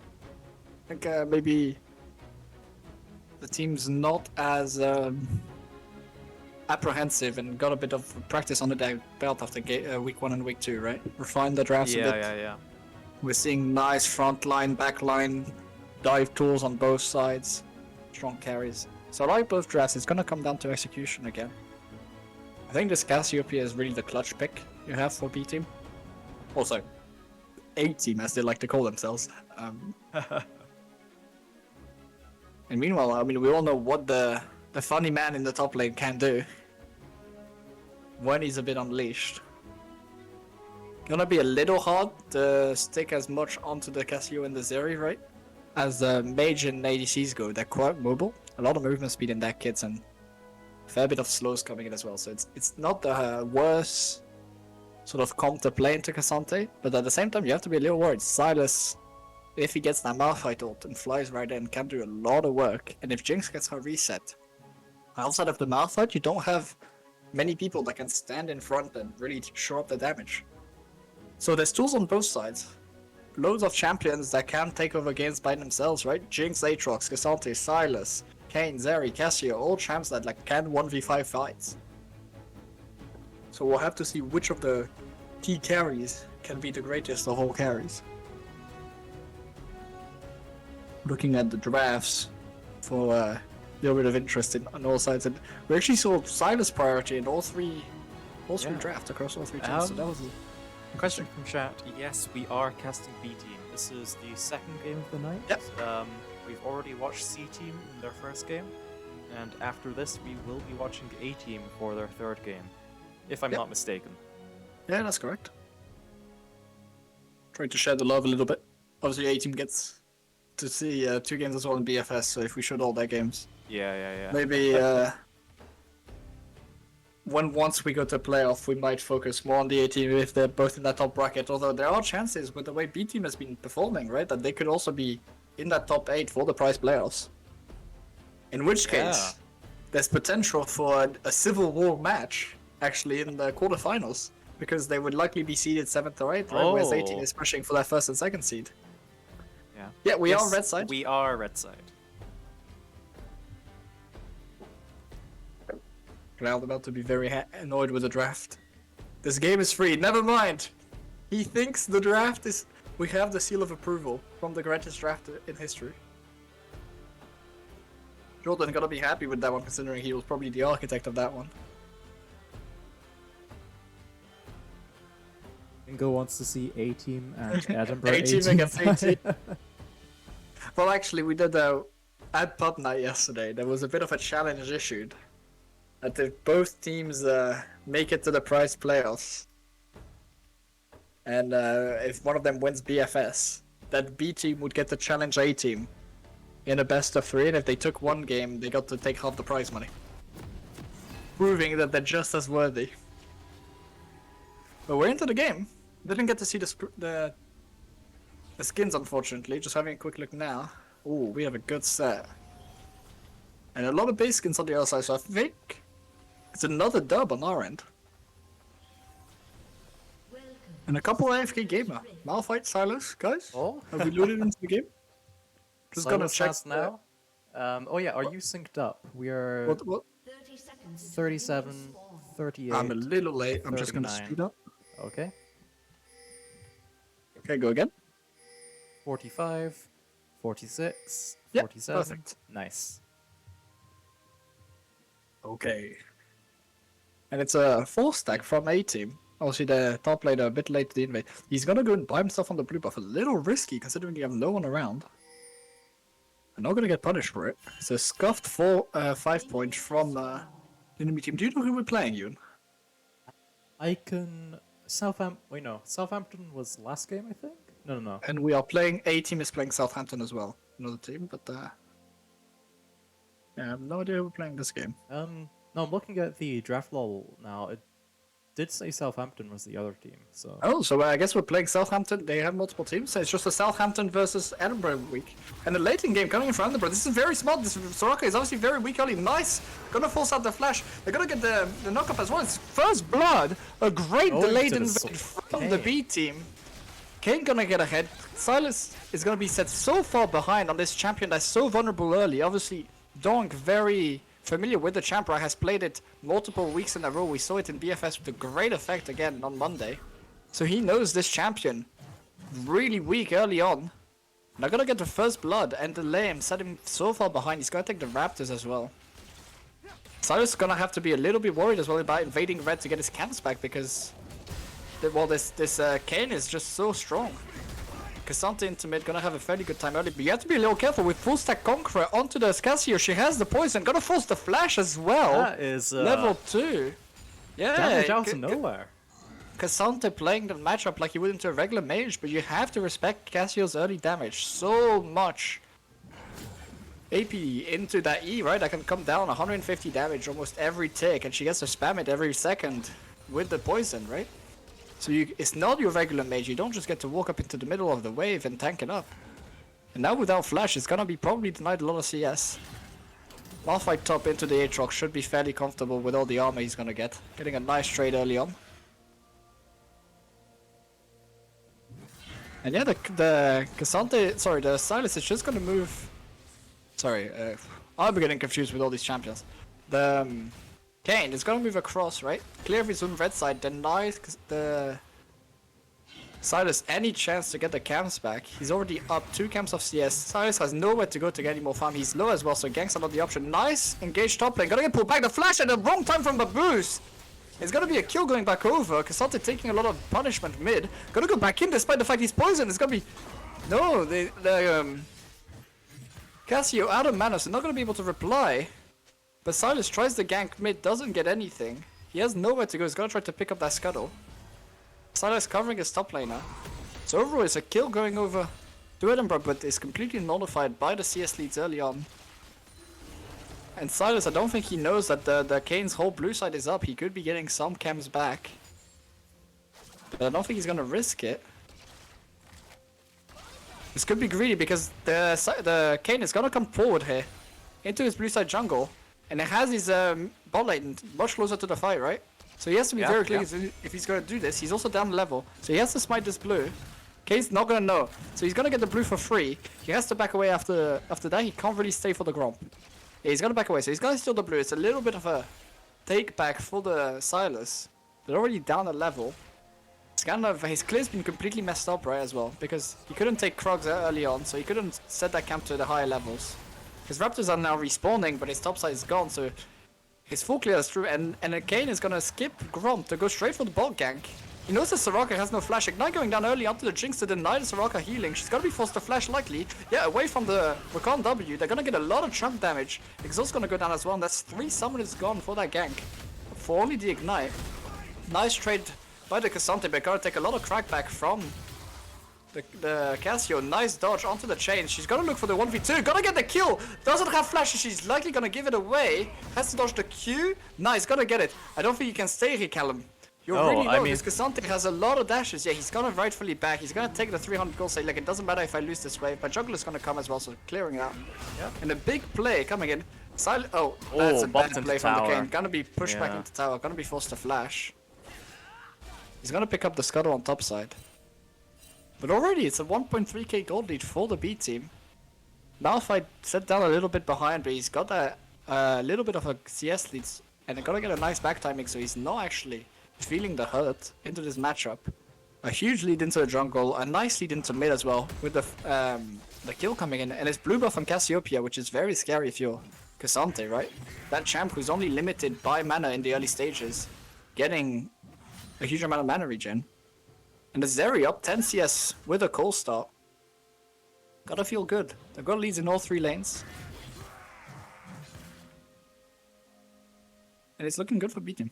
They're gonna get vision control as well on both sides, so I think maybe Dragonplay gonna be called somewhat soon. Kane gonna look for the top side gank with the fact that the Aatrox silver push is gonna use ult, and they have no also reply, so they have to be careful. There's no Malphite ult to CC up this Aatrox, and yeah, he's just gonna give a kill away. Bit of a misplay here. The Malphite not quite level 6, that's gonna be a whole level lead because Aatrox is already level 7 with the 2 kill golds. So a huge misplay from the B team jungle, and Malphite has to be very careful. Silas gonna gank, but he's level 4! He's just gonna kill the Malphite and give a kill away. It doesn't really matter, you're gonna crush a wave.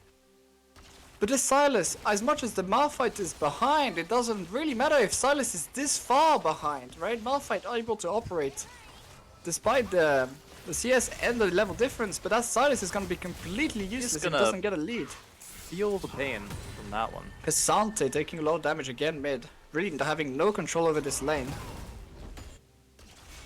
And I'm guessing it was a bit of a switcheroo in the draft phase, picking the Cassante early, saying, look, it's going top, and then switching Aatrox into the top lane to try to dissuade the B team. And the Cassio answer has just been so strong into it.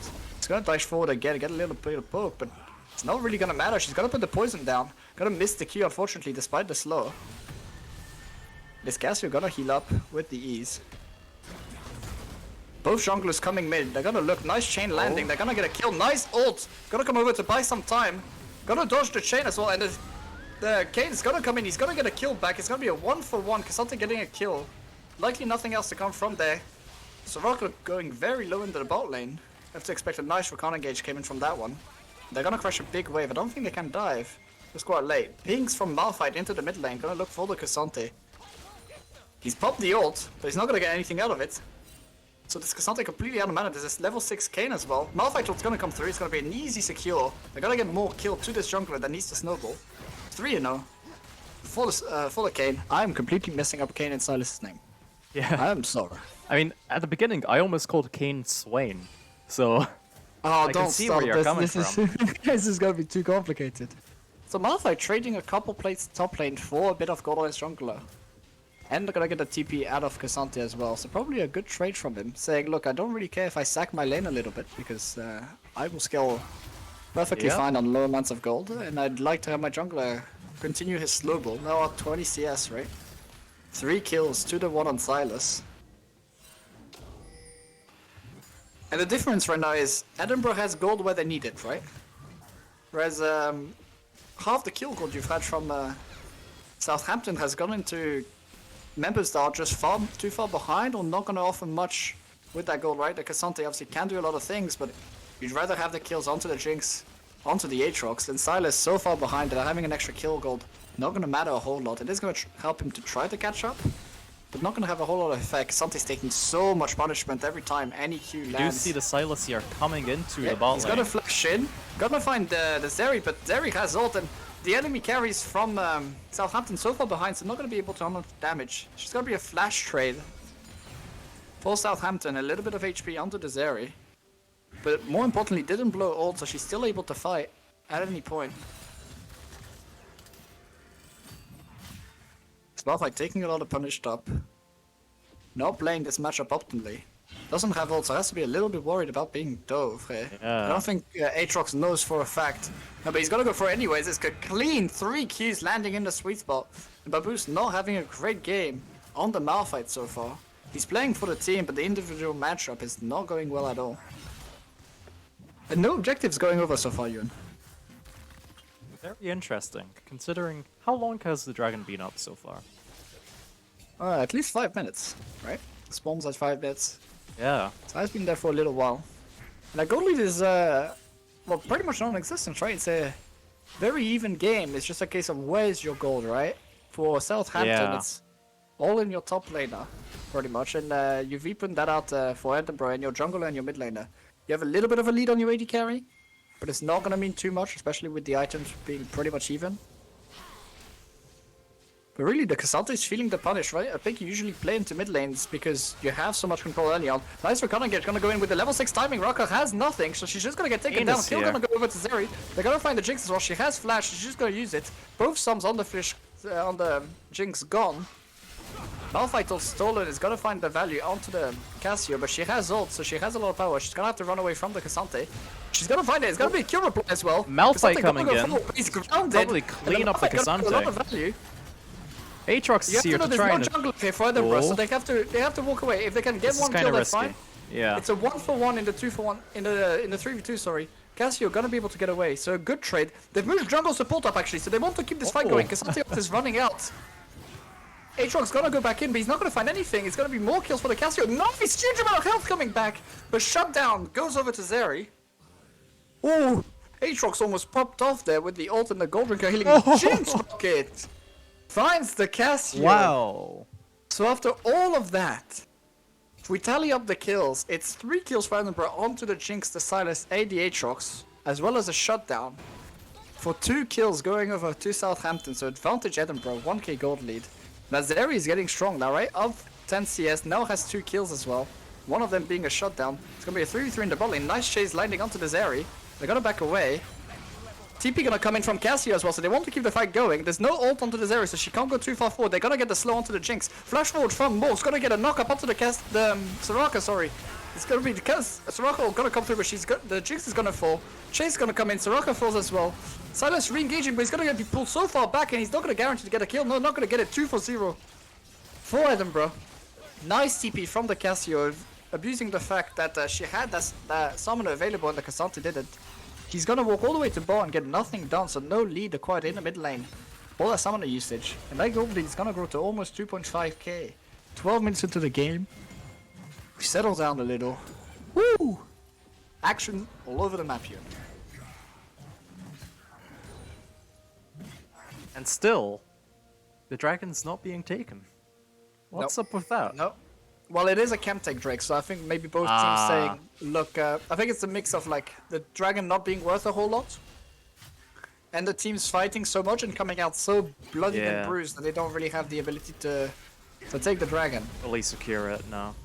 But I want to take your attention to the items here, because if you look at the jungle, mid, and ADC for Edinburgh, items completed, boots are in. Obviously, Cassio not able to buy boots, but instead gonna have Tear and a crystal.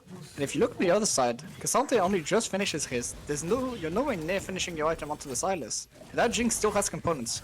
So if you're Edinburgh, you're really strong at this stage on the game in the bot side. So I want to see them start taking that Drake. They're gonna look for another bot side play. Gonna pop the Zeri ult, so he's gonna be chased down. A rocket flash, despite the fact that she's gonna be dead. Another kill, another 2 kills going over to your Zeri. She's now so accelerated, right, over the Jinx. They're now gonna take the Drake. And here's the thing, while the Drake is weak, Ewan, right?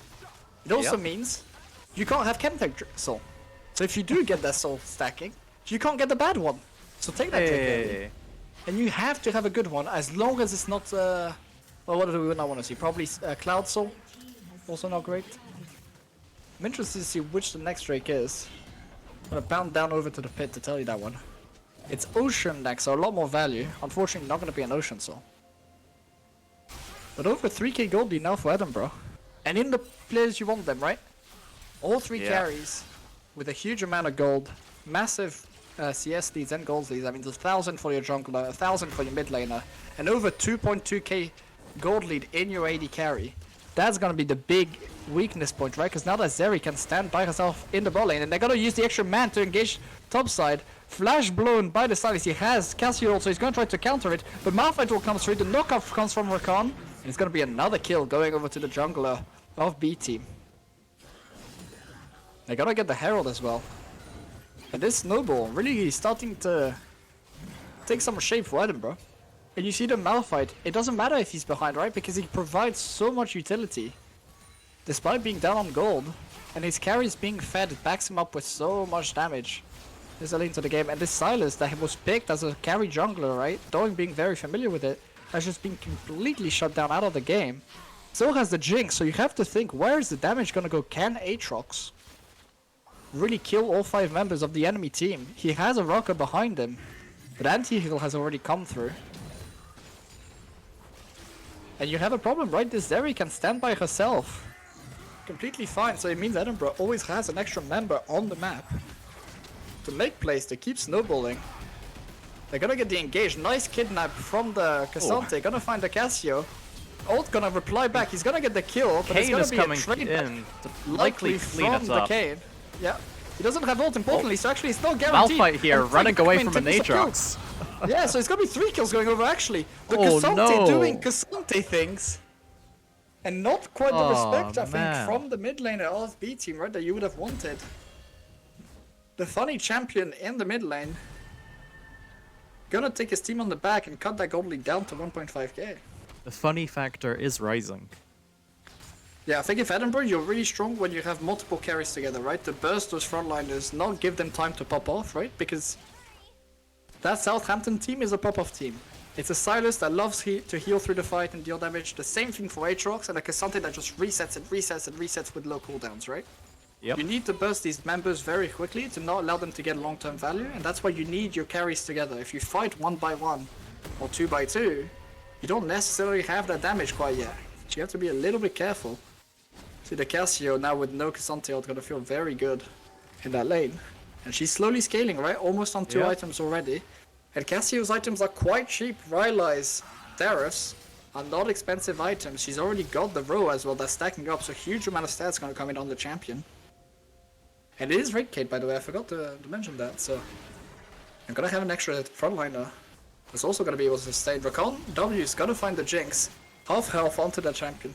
TP in behind them from the Aatrox, so it's a big play from Southampton onto the bot lane, but there's all the summoners and the ults from Edinburgh. Gonna expand Ghost and Flash. I don't think that's exactly necessary. The Rakan not gonna re-engage. He's got the Kane in, so there's gonna be a dead Jinx instantly. The Rocker's gonna fall after that. And they're just ignoring the Aatrox. They're like, look, if you don't have your carries, you're weak. And now we can turn on you in 1v3. You sure Silas is coming, but can he get there in time? Aatrox ult runs out.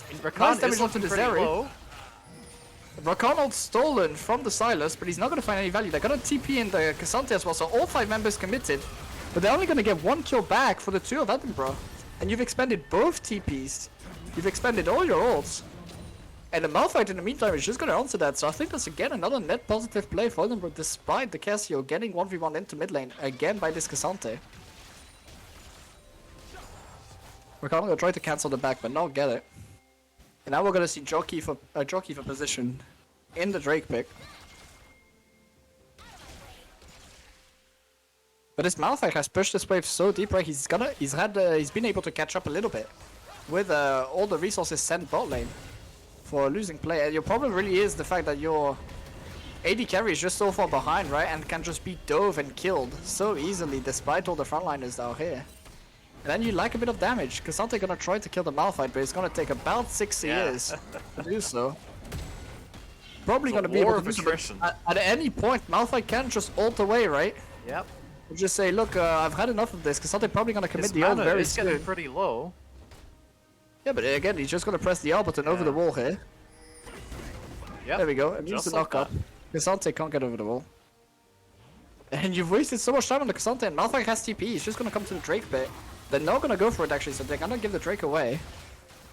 Edinburgh bad on their recall timings, so they're not on the map, but that Zeri has reached 2 items. She has boots, so she's a flat item up on Jinx. That's a huge problem if you're Southampton. If that Zeri is able to free fire, she will kill everyone on your team. They're gonna get the mid tower likely, as well as the answer for the dragon, so opening up the map a little bit. Sante being a bit of a greedy boy, taking the whole wave. That gold lead restored to 3,000. And it's mostly sitting on that Zeri, which is a champ that scales incredibly well, right? We were saying not quite as good as a Jinx.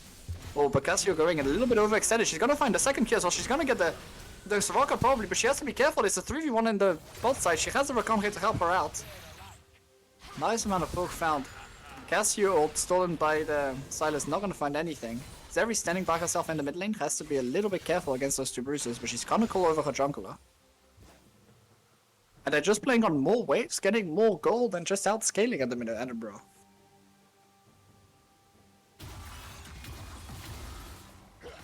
Speaking of that gold lead, you were saying the gold is where we want it to be. It's all in carry champs. Now we're seeing big engage here. They're gonna have to use the ult to get away. Yeah. As well as Jinx ult. A weak Jinx ult. Oh, but the Jinx is gonna be found now by the Cassio, so Flash gonna be expended as well. And now for Edinburgh, you've just gotten quite a lot of teamfight tools, completely gone from Southampton, right? So you have a lot of advantage. Can you start Baron? I think you could force something here, at least make an awkward fight happen, right? There's no Xanthi ult, no Jinx ult, she's low, she has to go to base. She has no Flash, no Ghost after that. So Jinx is gonna have a struggle time fighting. You have no Sums or ult on Raka as well, so you're almost playing 3v5, but they're not gonna go for it. Instead gonna look for picks. They have Malphite ult and the Rakan ult up. So if they can find someone in this jungle, it could be a very good play, but no, they've committed jungle to top side. Cassio gonna go up against the Aatrox. Should be comfortable to just farm. And they're gonna take this one easy, saying, look, there's no need for crazy plays to happen. Malphite misses the E. And it's just gonna be a controlled game from Edinburgh. They're gonna ping now onto the Baron. They say, look, we have Cassio TP. It's a little bit late, I think, to make the call, but you still don't have these key teamfights cooldowns, right? The Jinx ult only just coming up. You have no Raka ult, no Cassante ult, and more importantly, you don't have your summoners. Aatrox is coming up, but they started the Baron. They need to fight here. They can't be caught into the Baron pit against those 3 Bruiser tanks. They're gonna walk out, and they're looking. They're looking for the Raka. They found the Raka with the Rakan, but he's by himself, so he's not gonna find anything. Meanwhile, the Storm Malphite are doing huge damage. All 3 frontliners piling in. All but in a vault together. No resets. Zeri's by herself. She's not gonna be able to be killed. This one give over, don't give resets to the Jinx. You have to be a little careful. That champ has reset now, so she's gonna be able to get some damage done. Everyone's evacuating from Edinburgh. It's just 2 for 2 at the minute, but you have to run away. Cassante's in the funny mode. He's gonna pick up another reset coming in from Jinx. 3 for 2, and you have to dive this curry, right? You use your engage onto Raka when you had no follow-up yet. And the reply engage with the stolen Malphite ult got so much work done onto the backline of Edinburgh.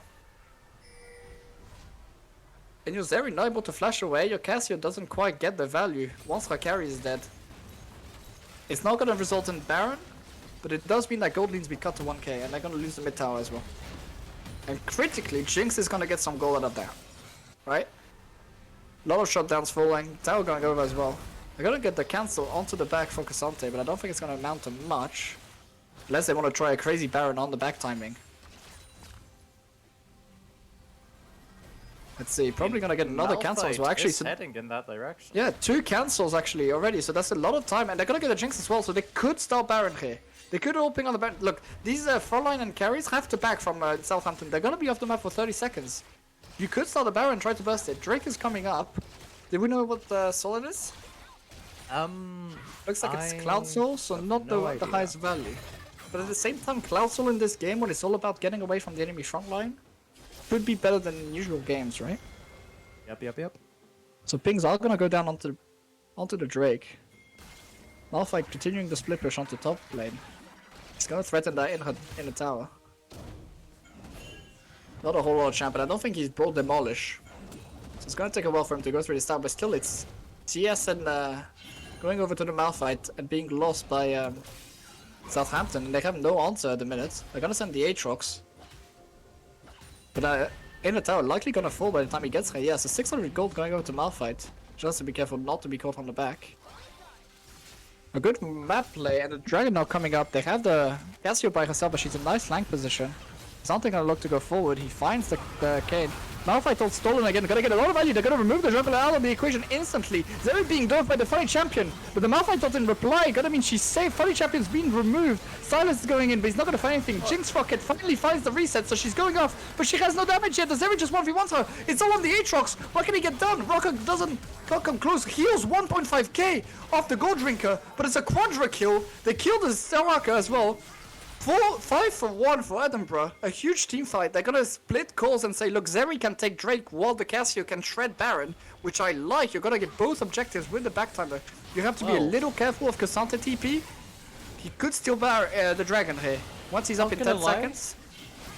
All that happened so fast, they kind of just like appeared in the area, pressed all the buttons, and then somehow Southampton died. I think critically, the Cassante went to die. Oh, Yeah, I think that Cassante Zeri might die to Dragon, by was the way. the first one Zeri to can't go. finish Dragon. Oh. She's gonna have to let it go. Oh They're man. gonna get the Baron, so it's not gonna be both objectives. Maybe a little greedy.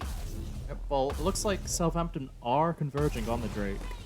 Yeah, so it's gonna be a trade of Drake, but you've gotten a huge team fight and the Baron, so you're now up 6,000 gold. Zeri's on 3 items, your Cassio's on 3 items. Malphite's reached 2, he's getting on close to 3, Kane's getting close to 3. You're so far ahead as Edinburgh, out of that play. And critically, Zeri didn't go down, right? The Malphite ult and the Kane both went backwards to help her out. They removed the divers, and once she's able to free fire with the ult stacks, she's just more powerful right now. They're the Jinx. As well as that Cassio just able to show the damage that Cassante just doesn't quite have, right? Nice! Oh! Jinx ult stealing the Drake, actually. So it's the second huge Jinx ult we find. People gotta throw some pings towards that jungler, saying, "What was your smite, buddy?" But a bit of a misexecution from Edinburgh. Not gonna cost them a whole lot. It's only 1 Cloud Soul. It is gonna, 1 Cloud Drake. Gonna delay the soul a little bit. But you should have to expect that the siege is gonna be brutal now. With the Baron power play. I'm not entirely sure why the AD carry from B team is not gonna step up towards this tower. You have, again, we've talked about it multiple times, right? You can't get nothing out of these Barons, right? You have to use the pushing power. Yep. Take towers off, get priority on the map. The Cassio is nicely set up and calling, look, there's 2 guys here. You guys should be able to get towers. They're gonna play on 3 lanes in Stain, which I'm not a big fan of, right? Because this Malphite not gonna be very useful into the Aatrox. He could be much better around his carry. Has enough armor now that actually he seems to be winning the matchup. Aatrox struggling a little bit, doesn't want to commit the ult, now has to because he's losing the matchup. Malphite just gonna walk away saying, look, your ult's gonna run out and then I'm gonna continue beating you up with my rock. They've moved the jungler up, so it's gonna be flash and ult. Ult coming in from Malphite, they're gonna get a kill. Nice rotation from Edinburgh. Goldrinker comes through, but it's not enough. Cassante gonna move up with Silas, but it's a 3v2 now. I'm not sure you can kill everyone, buddy. Silas gonna steal the Malphite ult, gonna find it again. Nice counter engage by Rakon. Jinx ult comes over to help with the damage, but it's not quite enough. Cassante ult comes over, Raka ult as well to help show up damage. Zeri's arrive, and damage is here, baby! And the zaps are coming in. 3 kills going over. Cassio's moved into mid to get onto that bot lane. She's just 2 champion strength. And you're gonna crack open the base now as B team. A bit of an overextended fight from Southampton. It's gonna mean a lot of gold And more importantly, a lot of map pressure for Edinburgh. Inhib gonna go down into the top lane. They're gonna start working on the mid lane. No, they're making the call. Look, we can end actually. There's 20 seconds onto the jungler and to the mid laner of Southampton. We can take one tower. I'm not sure you can take two. Aatrox is back up. They're gonna disengage. No, they're gonna go for the mid inhib instead. Zeri's been slowed. She's gonna get pulled back. Actually, this is kind of dangerous. Zeri's gonna get melted here. Shot down for the Jinx. She's gonna reset. It's all on Cassio, but she's exhausted. Gonna look for the rocket. Gonna get it. Double dive gonna go forward, but the respawns are coming in. Silas is here. He steals the ult. It's gonna be delayed. The Malphite's TP'd in just to shore up some of the defense. I think it's just gonna be a sacrificial lamb of the Kane. Gives over the shutdown so that the rest of his team can get away. A little greedy, but they get both inhibs. They get one Nexus tower. They're still very much in control of this game, and more importantly, there's nothing for Southampton to pick up on this map, right? Very, very true. Ooh, they get the cancel onto the Cassio, so she's gonna get chased down here by the mid lane and ADC. Another shutdown to the Jinx, and you don't want to give this Jinx too much gold. She's shown she can do a lot of damage in these fights. Sure, she's down 2 items right now, but with the two shutdowns she's just picked up, she's gonna start catching up. For, like, on the enemy team for the gold to go to, I think. Yes, you thinking want it on Jinx. Jinx is the last one you want the money to go to, if you're Edinburgh here. Yeah, Jinx really needs that gold, right? She's the one that we've seen she can get resets in these fights. And the damage is massive. They're gonna find a Malphite as well. So it's 2 bruisers fighting a Malphite with so much armor, so it's gonna take a while to kill him. And the bot lane is coming down. Redemption comes to help him out as well. And they're losing so much HP actually fighting this Malphite. He's gonna ult in. The ults come through as in response from Southampton, but Zeri's arrive again. She's gonna start dishing damage. She has so much damage potential this time.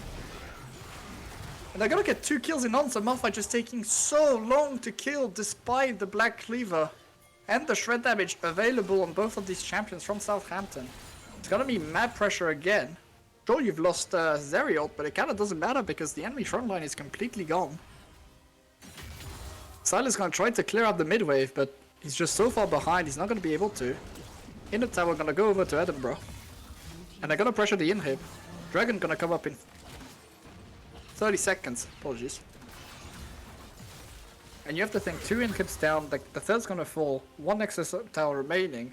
This is pretty much checkmate for Edinburgh. Should be a walk in the park with the super minions now. They're gonna use the Malphite ult to get a kill back, but it's just gonna be a trade. No, not even. Malphite manages to flash away. So you've just thrown away your jungler now. It pretty much guarantees Dragon going over. On a sliver of health, but does not care. He doesn't care. No, Aatrox is gonna go forward, and they overextended again in the enemy base. They're gonna get the Nexus tower, so there's just nothing defending this Nexus. This is the last stand for Southampton. If they lose their fight, they lose the Nexus. Frontline's gone. Jinx is gone because the Cassio just soloed her. Aatrox is gonna try to do everything, but he's just not strong enough. Nexus is gonna fall.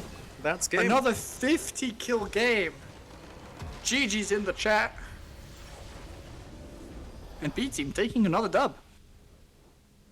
You love to see it. Right. Why are you watching your viewer numbers to see if we got a bit of a rise? I mean, they've only just spiked up there. So maybe some of the other teams finishing up. Other teams may be taking a while. Post-game stats are glitched yet again. Yep, but we do get the advanced stats. Yeah, looking at them really, it's... Pop those over. I mean, you can see in the damage, it was Cassante Aatrox with 28k against the Cassio and the Zeri, both pumping in 32 and 34k, and that Jinx just not really able to provide the value, and Cyrus got shot down so far, finishing 3-10-7 onto that jungler. The late invade from Edinburgh doing a lot of work, right, and giving them so much control of this game. And I think they're going to be happy with this performance. Not as much crazy fighting. It was more controlled. They played Team Flags pretty well. I'm going to go over to draft rating. Okay. It's going to be our last game of the night. Not like this from Faye, right as you say that? Hopefully they won, but Faye, no, he's not. I don't know if they're baiting me or not, but let's hope not. Alright, I'll see you. I'll see you very soon. Right, see ya.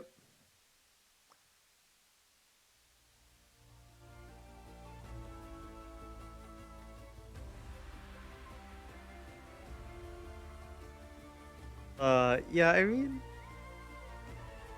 say that, but we did win, you know? Oh wait, oh, that's Baboose! I forgot your username. Right, come on. You were playing Malphite. They took forever to kill you. Casante wasn't that bad. Yeah, nah, I'm gonna have to agree with you. Casante is in a bit of a funny spot right now. Anyway, the next game will be the A-Team. I'm going to have a look and try to see when that game is happening.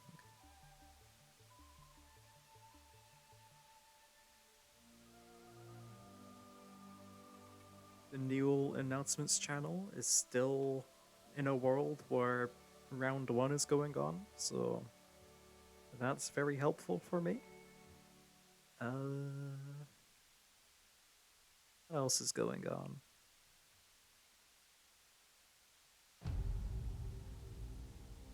Yeah, I think we're just on to waiting again for the next draft to start. So Tristan is over with A-Team, giving them the game plan for their draft. Sort of scouting out the opposing team, as it were.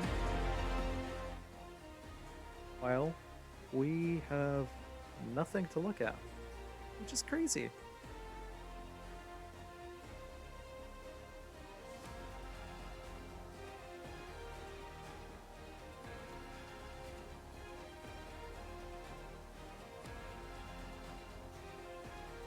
But yeah, though round 3 was meant to begin 5 minutes ago, I think we're gonna have to wait up to 10 minutes for the next one to start.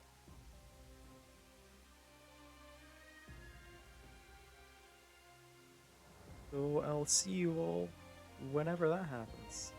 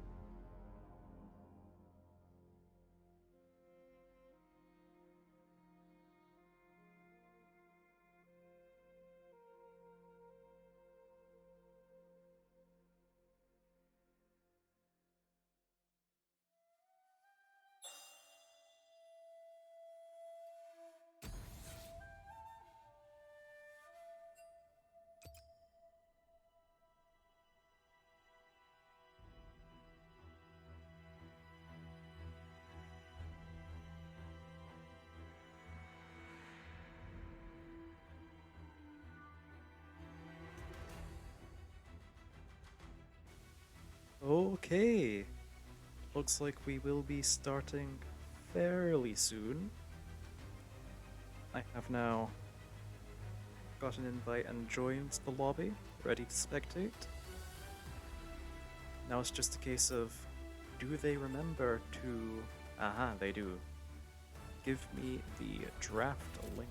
Here we go.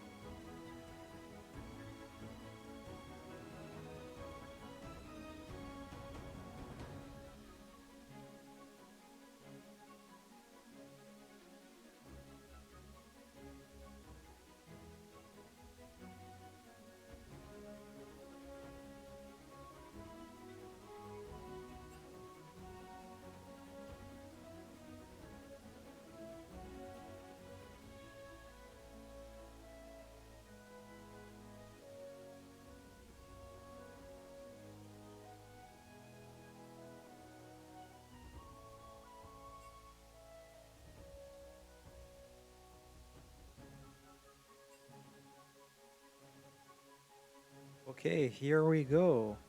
Draft has begun.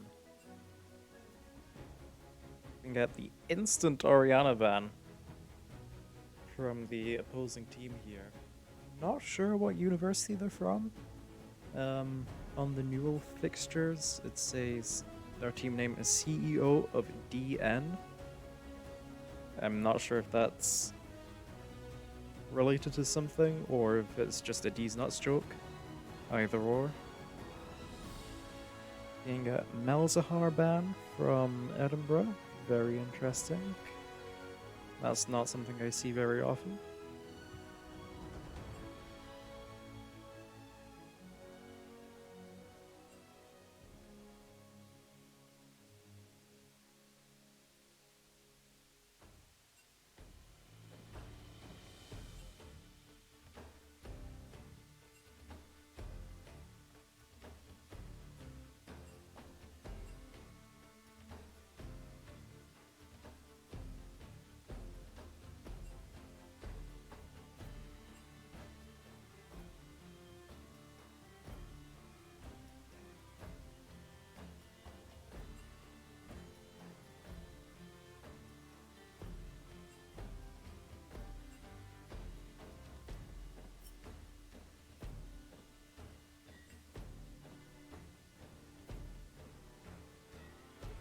Okay, I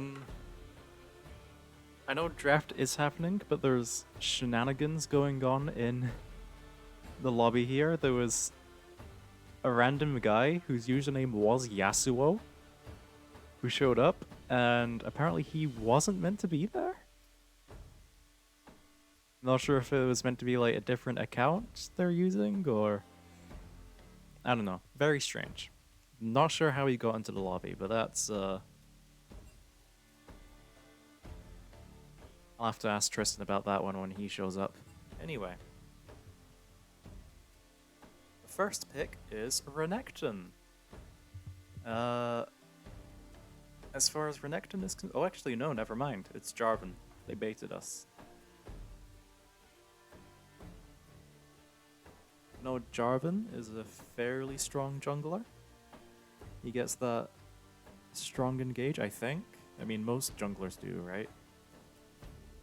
I don't know, I'm kind of just speaking out of my ass on that one. Anyway, going over to Edinburgh's first pick here with the Poppy. Interesting.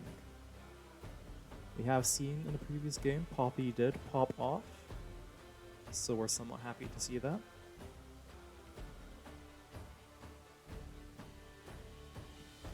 For the second pick, they're taking their time to decide.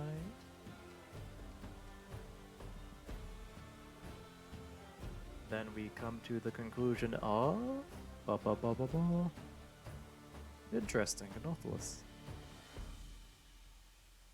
Wonder if that's meant to be a counter pick for whatever opposing team takes. I don't think we've seen Casper play Nautilus before. Or at least I haven't.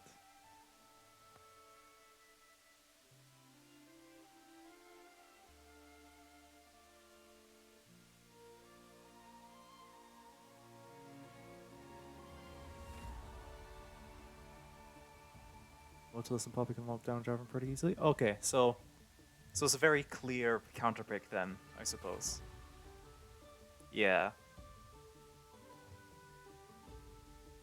Basically slow down an agile champ, lock him down.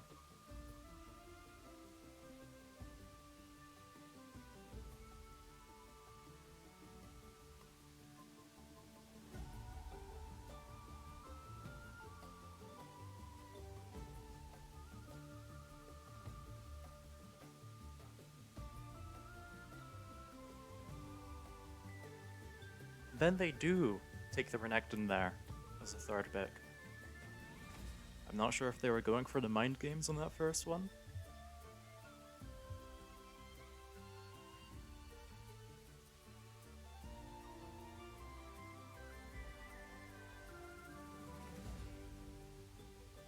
I digress.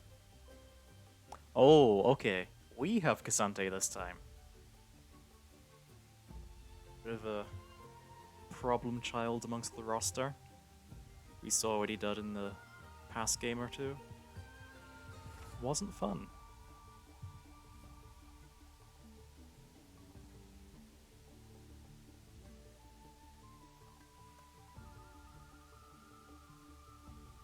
Italia ban? Pretty sure that is targeted against one of our players, I think? Mid laner for Faye. But I remember we had a conversation at Pub Night. Faye can play a million champions. It's not really gonna do much. Unless, of course, Talia is like a good counterpick, then maybe. Ban. I do see Rakan played a lot, so hasn't thrown me too off guard, that one. And Zoe.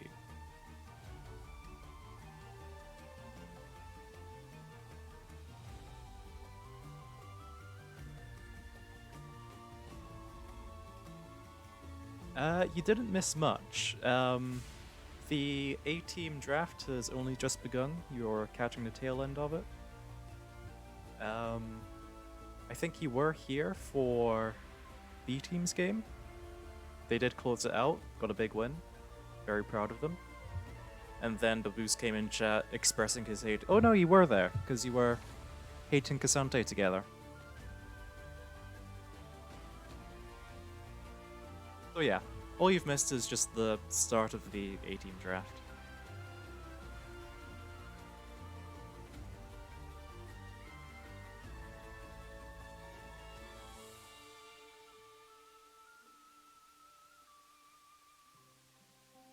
Yeah, I mean,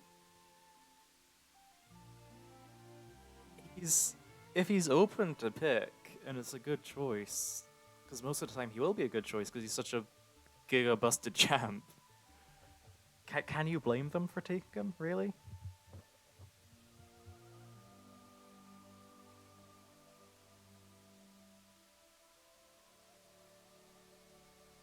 JDC. That would be fun to see, but unfortunately not. They were baiting us. We got baited.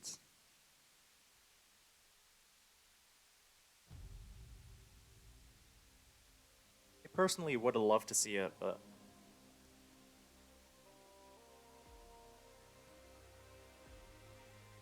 Oh, okay. Callum got his Azir. This is pretty big.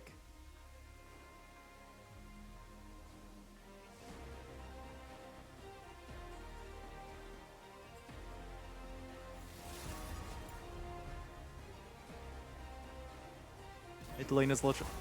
For which side is mid lane over?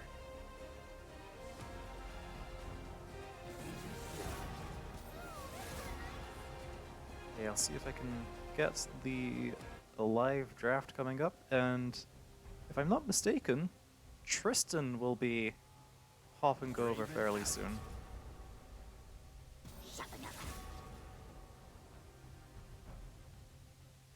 Oh, you hate Azir? Well, he's on our side this time, so...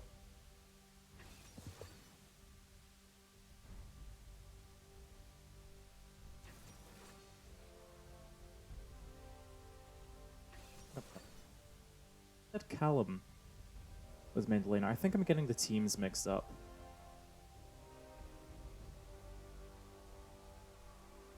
Yeah, I may have said something that was completely wrong. Hello.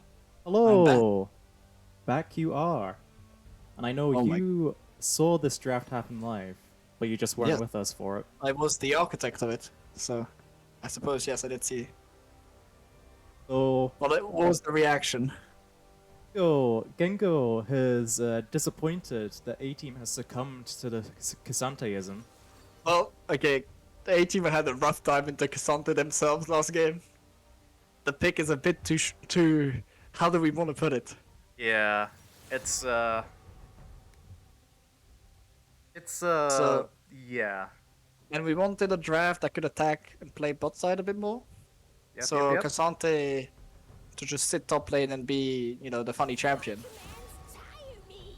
is kind of really nice for our draft. But let's see, what is the chat saying? I've missed quite a bit. Not too Nautilus much. Poppy can lock down Jarvan pretty easily. True, that's kind of why we went for it. So I think Jarvan's gonna have a bit of problem engaging this game, right? And same for the Renekton if he tries to dive forward. I think our carries are very safe. They don't have too much, like, the only big engage point is Jarvan, and it's so easy for Poppy and Nautilus to just nullify that, right? At the same time, if you don't, here's kind of the theory I went for in this draft, right? First, they want to pick engage, right? So Yeah. you lock in Jarvan first, it tells me, oh, my team is gonna want to go forward. So I'd instantly pick Poppy to sort of say, well, now you can't go forward. And Nautilus because he can peel fine, and he also gives us re-engage options. Yeah. So it's now very scary. They then adapt with Ziggs Renekton, which kind of says, okay, now we're gonna play backwards, but the Jarvan's useless. Right? If you play backwards, Jarvan doesn't offer a whole lot.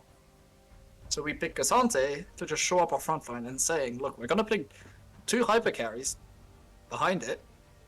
You now again have to go forward, and you've committed to Renekton Ziggs, which is gonna be complicated because now we have Kai'Sa Azir. Kai'Sa Azir easily outdamages Swain Ziggs and the Renekton, especially with the Cassante answer, right? Yeah. You've picked Morgana for disengage, but it kind of doesn't matter. We outrange you, we outdamage you, and we have better frontline. So, unironically, Good draft. well, I made it, so I'm a bit biased. You are But somewhat, I'm, yeah. sometimes I have like drafts I'm not happy with, and this is definitely not one of them. I think on almost all counts, we got what we were looking for. We have like comfortable lane. Ziggs can get the push in, but like he has to be very careful to not get blown up, right? Yep. It's a favorable jungle matchup. It's the top matchup that's gotta be fine for Sahib to handle, right? Obviously, Cassante being a funny champ, and Swain gets ridiculously outranged by his in lane. It's gonna have a tough time, I think. Yeah. Well, I So- mean, as for chat's opinion of it, they're saying playing against it would make them very upset. So all in all, I good would draft. imagine, yeah. I would not want to play against that team either. I mean, it's so complicated, right? You have so much damage with the Kai'Sa, the Azir, the Cassante, but at the same time, there's so much CC as well, right? Poppy provides so much. The Nautilus is obviously the highest CC champ in the game. Funny Cassante. That brings so many knockbacks as well. I mean, The ult. You if have there's Azir shuffle. anything in the game, Cassante's bringing it. And then you're playing a team that's not armor stacking, right? Or MR stacking. And you're having to deal with Kai'Sa that can, at any point, if any engage is found by the Nautilus, the Poppy, or the Cassante, fly into your backline and remove them. And if you don't have Swain and Ziggs, I mean, Swain and Ziggs are not big damage carries, right? Nope. So, for the enemy team, and I don't entirely remember whom they are. I was trying to figure it out. All it says on NUEL is CEO of DN, and then their team picture looks like, I don't know, Yeah, some I don't professor. think it's based gonna on take- its own. It's not going to take much for chat to figure out what DN stands for. If you can click on that team, it should tell you what university they are. Oh, really? Yep. Ah, Staffordshire. Okay, Staffordshire. We actually played them not last week, I think 2 weeks ago.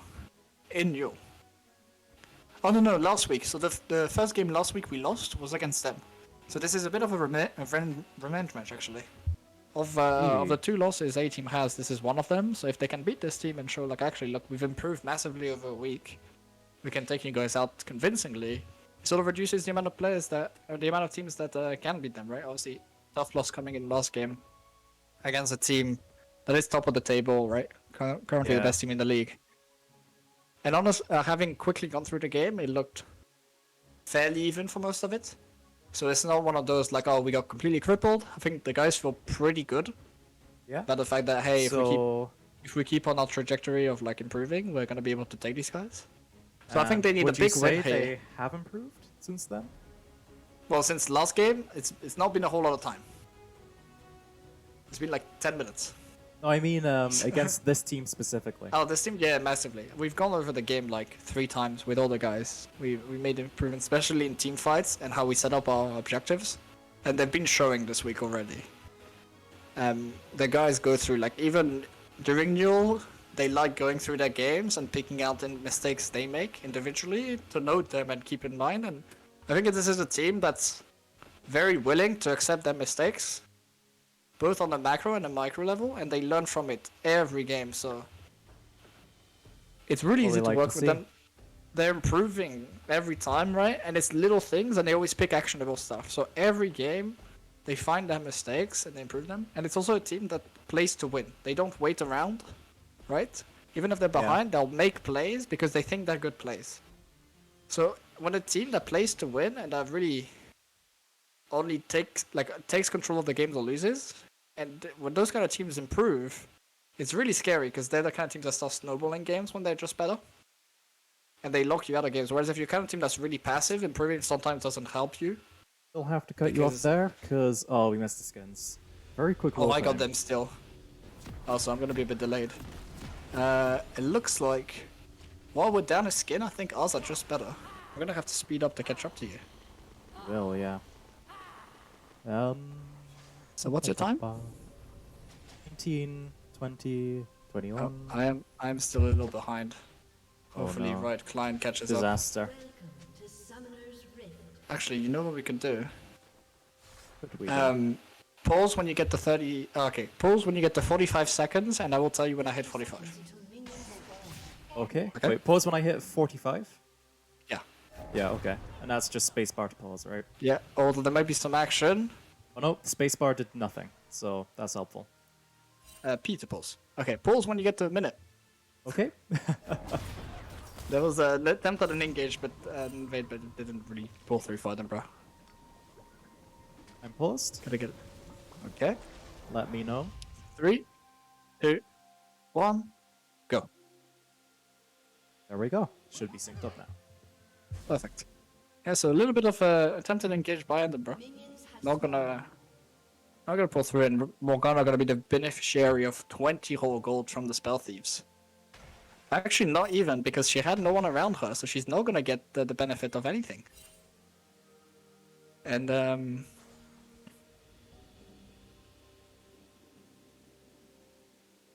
Edinburgh, they're just gonna set up, and they kind of outscale, right? So they can attack bot lane, and they need to be a little worried that the Ziggs doesn't get a lot of value in those early stages. But at the same time, I think the Iz is really comfortable scaling. The Cassante, obviously, we've seen do some pretty nasty things. We've talked like multiple games before this about how Jarvan has so much utility early, right? But once he gets to the like 25-30 minute mark, can struggle to really find a lot, especially in teams against Poppy, Nautilus. So I expect a fairly quiet early game, maybe a play here or there, but nothing too exciting, and we're going to see a lot of fights around objectives. It's going to be all about which team can try to dictate the pace of the game, I think, and really take control. So hopefully we'll be seeing a lot of fights this game. Well, hopefully, but I don't actually expect. I think these are high-level teams, right? They're going to pick their fights when they can. Right, We might okay. see a couple, like, skirmishes here or there with junglers trying to find extra picks. But we're not going to see loads of big sort of We won't be 5v5s in the middle of seeing, nowhere. yeah, everyone appearing in the exact same space, pressing all the Unless, buttons. yeah, unless you're right next to an objective. Oh, and a nice pullback by Cassante into the tower. He's gonna pop the ghost as well. He's looking for a solo kill, forces the flash away from the Renekton, and that's a really nice early trade because that Renekton needs to get ahead to be effective against the Cassante. And with flash gone and the HP lead lost, Cassante is gonna take a lot of control in this lane. Probably gonna force the TP out of Renekton in a frozen wave, so it's gonna cost him XP and gold. Well, obviously looking at the bot lane perspective, where the Kai'Sa is gonna struggle a little bit early on until her jungler can come bot and get an engage off. Poppy pathing top. Now while bot lane is gonna suffer, Renekton has no flash and had to TP, right? So if Poppy ganks him here, and they get the kill, he's in so much trouble because he's gonna fall so far behind, right? With the wave being frozen, she's getting the scuttle first. It's a nice engage onto the Ziggs, but they have to be careful because Jarvan's in the area. Oh, Kai'Sa's gonna get poked out, so they're not gonna go. Jarvan's still gonna show himself, and Renekton has to back off here. Jarvan's shown himself, so they know there's no jungler. The pigs are coming down onto Renekton. He's pushed up. If he gets killed here, it's disastrous for Savature. think It's gonna be found. They're he's gonna push going him to back. be killed. The ground is gonna come through. It's gonna get the other one. Morgana gonna get pulled out top as well, so it's gonna be first blood going to Kai'Sa. Oh. Renekton doesn't get killed. Wow. Okay. And while the kill in top lane doesn't come through, Renekton's now lost half his HP bar. The wave's still frozen. The Cassante is up on mana and on health, so he's gonna be to keep blocking him out. It's no flash. And now the Poppy's on a rampage, forces flash out of mid as well. Jarvan's gonna try to come answer, but there's still the Poppy steadfast presence. They're gonna engage onto the Ziggs as well in the bot lane, so it's gonna be another kill for this Xayah. You mean Kai'Sa, yeah, sorry. QE comes through from Jarvan, doesn't find the plane to mid, and it's gonna be a trade of flash for the mid laners. But this Renekton is suffering, already falling down, right? In the CS apartment, gonna be 10 CS once Cassante picks that up. He's also down TP, so this lane state just doesn't get any better for him. No flash, they're gonna find another engage into mid. Just gonna be a little bit of chip damage for Faye, probably just to push the wave on the tower. It's and more just importantly, across that the board Kai'Sa, right? suppression. it's that Kai'Sa that gets a huge CS lead into the Ziggs. She's also gonna get 2 kills, so she's massively ahead. And let me cast your mind back, right, to what happened in this matchup last week. And it was the Ziggs with a Vigal support that was banned out in this draft that just caused so much damage to the Enderber plan and kind of started this snowball. But this game, the Ziggs just been completely shut down. They're gonna attack the Renekton again, still has no flash, no TP, so he's at risk again. He's gonna be pushed back, gonna get the E, no steadfast presence to come through, so he might get away, but again he's gonna be forced off, and there's a huge freeze in the top lane, so he's losing XP, he's losing minions, and then Cassante is gonna tick to 6 before him, so he can't walk up to this wave because he could get all out. Morgana, they have to be careful now, obviously Edinburgh, because Jarvan's gonna sneak into the dragon pit and gotta start that one. Very, very cute plan with the flag and drag here. I don't think Edinburgh have any plan as well with their their support having just cleared it, so they don't know this is happening. It's gonna be a free Drake for Staffordshire. But they are suffering on both side lanes. Nice lead for the Swain into the mid despite the ganks coming through. But again, this is it, it's just gonna scale. And this matchup just gets better and better for him as time goes on. Dragon gonna go over to Staffordshire, but it takes a whole minute to take, so Poppy gonna get a lot of tempo out of the map from this. Gonna get a free recall. Swain gonna move to top. They're looking for a dive. No, maybe just onto the Cassante, gonna probably go for an aggressive play. Swain gonna be spotted, so the Azir gonna take a tempo back out of it. The Swain's gonna go in. He knows the Cassante's here. No, actually, there's a pink wall, so he doesn't know the Swain is here. Gonna blow goes for nothing. Unfortunate. But at the same time, Staffordshire getting nothing, and that lead in the top lane is growing, right? Your Renekton that needs to be a power point is not a power point. Well, he's falling behind. Chat has said top lane is literally over. I agree with chat. I think a Cassante down, Cassante up 50 CS this early on, also up almost, well, actually a whole level, right? No flash still on Renekton, no TP. You need to snowball if you're with this champ, right, to be effective. And you're just like being bullied in this top lane. And they're trying to send resources, right? The Jarvan now showing up. They've sent the Swain, they've invested double ping to try to catch him out. Tahib gonna be vulnerable to try to, he's gonna get ganked. He doesn't know this is happening. He's gonna get killed, so it's gonna give some gold back. Bit of a mistake here. Doesn't have any vision, it's gonna go for the play. So nice gank from Jarvan. But it's just gonna stem the beating. It is gonna help him get back into this game. The gold is gonna even out, right? The CS is gonna crash, so that plate also gonna nullify the whole plate, the whole gold deficit, as well as the kill. So that's what you want to see for Staffordshire. They're gonna move the the Nautilus up there, and they need to clear out this vision, right? Because the Cassante needs to know if he's being ganked, and that's the big mistake he made there, right? Getting caught by the enemy jungler. We're really mixing up the champ names today. Yeah, I'm kind of tired. Sorry. But, yeah, and then in the bot lane, 6 has even got that gold lead. Nautilus going onto the other side of the map. So Staffordshire only 1,000 gold behind now. But this Kai'Sa is still sitting very comfortable in the bot lane. 6 still has to be careful, because if he gets ulted and this Kai'Sa closes the gap, she's gonna be able to blow him up very quickly. The Nautilus is finding a lot of time on the map because of this as well.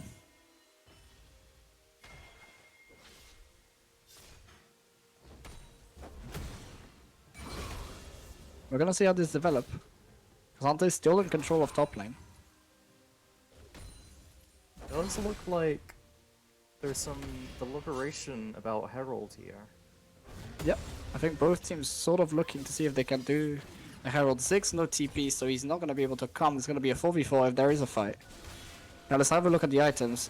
Sleep Morgana still level 5 as well as an Nautilus, so there's no level advantage. They're gonna force out the Swain. Nice steal with the smite by the Poppy. They're gonna try to find the Jarvan before this fight begins. Using his ult against him, they pick up the Herald. It's a 1-for-0 so far. Casante's come in.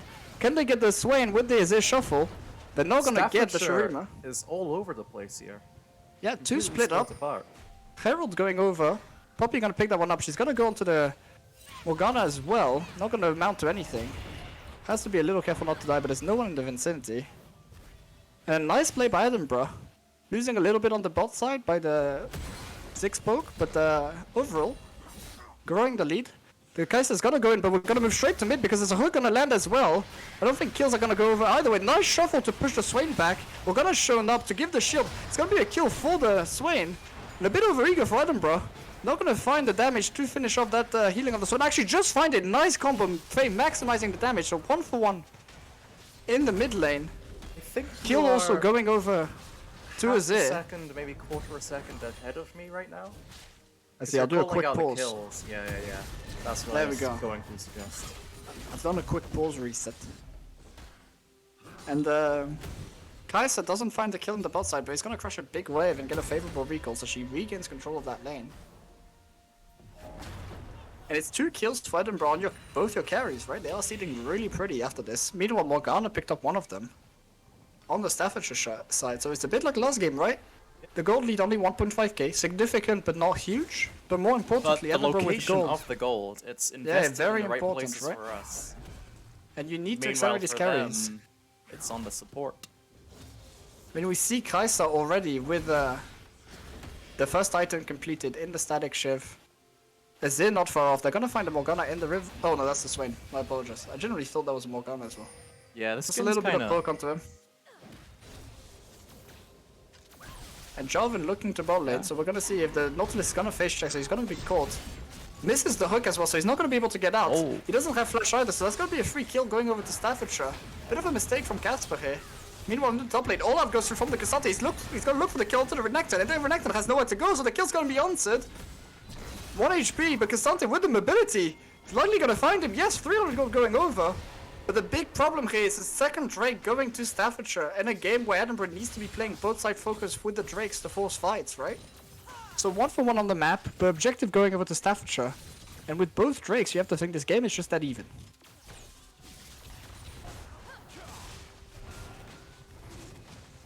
They do have the Herald. That is the one thing that can really push them far ahead. So they need to use this Herald to pick up some plates very soon. They can get a 2k gold lead, it nullifies a dragon, right? It's a very common strategy. Oh, TP going in into the bot lane. Hook, I don't think Casper wanted that hook to land. Now that he's seen the TP, he's just gonna fall over. Swain gonna give a kill. Thumbs up emote going through. It's actually gonna be the Ziggs who's gonna pick it up. But in answer, it's 2 plates going over to the mid lane. I feel sad for Casper there. That was Yeah, making a few too many mistakes, engaging when he doesn't have the vision that he needs. 2 major misplays in a row. Yeah, hopefully his mental is alright. It's gonna be look for a dive onto the Kai'Sa. Have to be a little careful, they have no wave here. I don't think she knows about it. She has the ult, she's calling the Poppy and the Nautilus, so if they're gonna pull the trigger, they have to go fast. I think J4 just gonna bail on the play. Nice defense from Edinburgh. But that gold lead's been cut. They are scaling. But they have to be careful not to give away too much gold. Casper now knows he's gonna be ahead. The black sheet goes through, but it's now gone. They're gonna root the Ziggs. They have to try not to blow up the Kai'Sa. They're gonna get a kill. TP coming in as well from the Swain, but he's on the tower. He has to be careful. The Azir's gonna cancel the TP as well. So this is now a 2v3. It's a 1v3 in the bot lane. They're gonna hook the Morganas. It's gonna be a second kill coming over, and both mid lanes are coming down. But this is a 4v2 for Edinburgh. Sure, they're low, but they should have the damage to finish up the kills. They have to be careful. There's no Jarvan ult to finish up the Kai'Sa. It's just Swain. Kind of gonna try to 1v3 this one. He has the ult, so he's gonna do a lot of damage. They get the Jarvan, but you have to think he's gonna fall as well. 4 for 1 for Edinburgh. 2 more kills onto the Kai'Sa and 1 more to the Azir. They are sitting very pretty all of a sudden.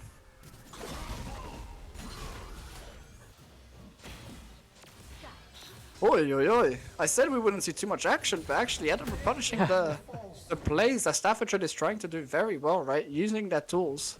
I think we'll have to say big MVP for Faye here to cancel the Swain TP, right? Make sure he gets to the bot lane at the same time. And more importantly, he's now up his own TP. So he's going to be able to answer plays very easily. And if you look at the items, Ewan, it's Luden's coming in for Faye. It's almost an Asher's Tooth for Kai'Sa already. She's only like 400 gold away. So she's gonna hit the 2-item power spike very, very early. She's gonna do a huge amount of damage. The Poppy should be very close. And Nautilus is gonna move in behind them again. They know. They don't have Kai'Sa, so he has to be a little careful here. Yeah, gonna respect the engage. In the meantime, Cassandra is just having a grand time into this Renekton, right? He's gonna look for the engage, but it's a bit early. He doesn't have backup quite yet. This is a little, yeah, I don't see what No, I think Casper it's was trying okay. to achieve with that. He had his jungler and mid coming down, so I think they tried to make a play here.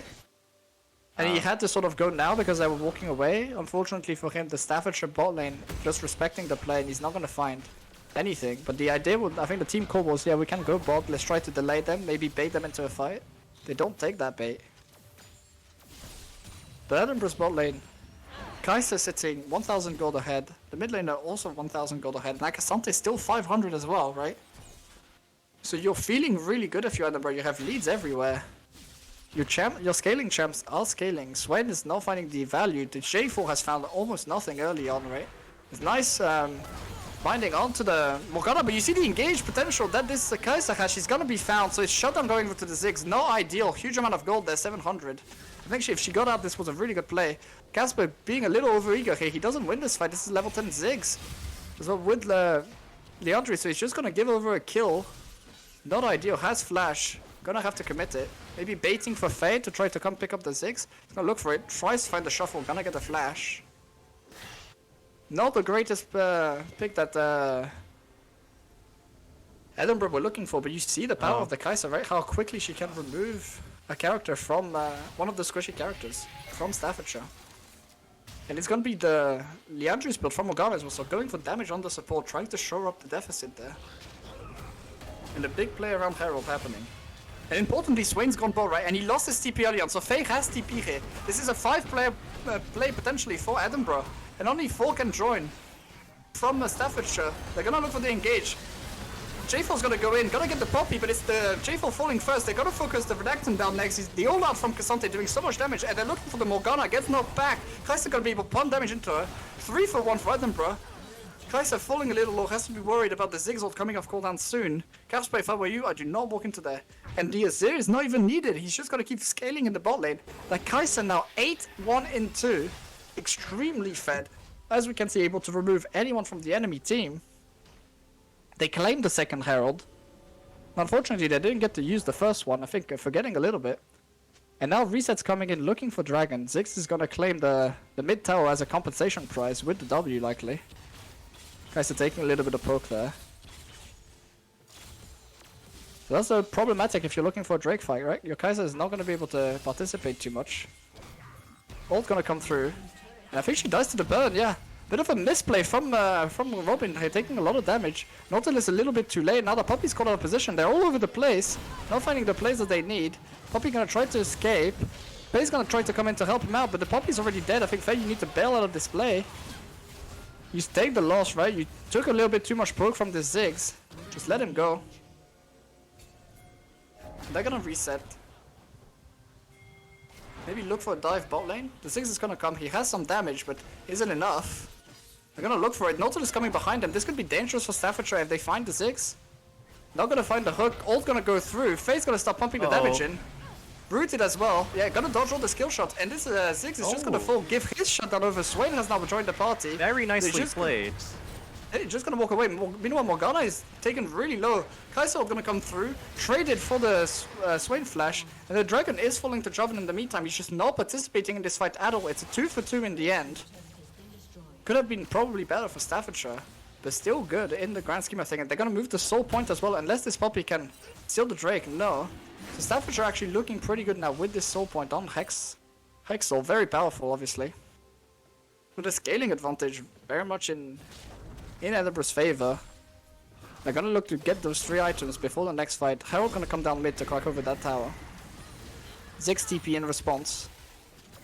Gonna look to be bursted potentially by the Kaiser. Flashes away from the ult. He's gonna get a solo bolo in the AD carry position.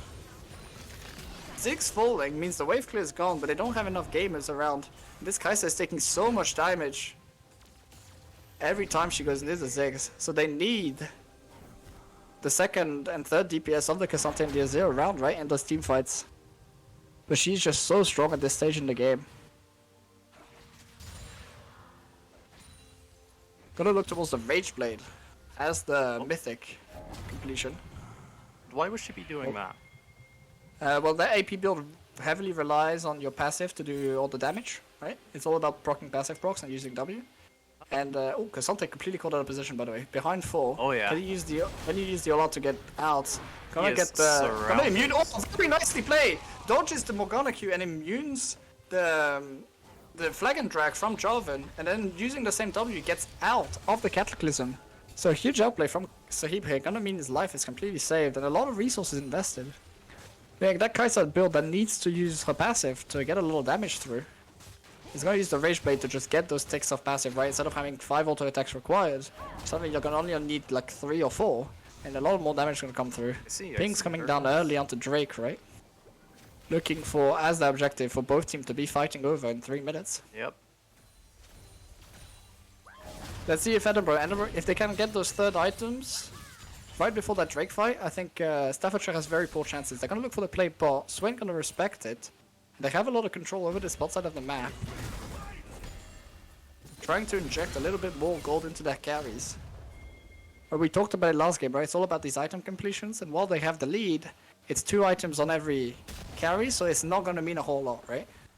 Because that Kai'Sa is still sitting on components, but if she can reach the Rage Blade and have that third completed item, she's gonna feel very good about her damage output, as long as she doesn't get forced out of the fight by the Ziggs poke.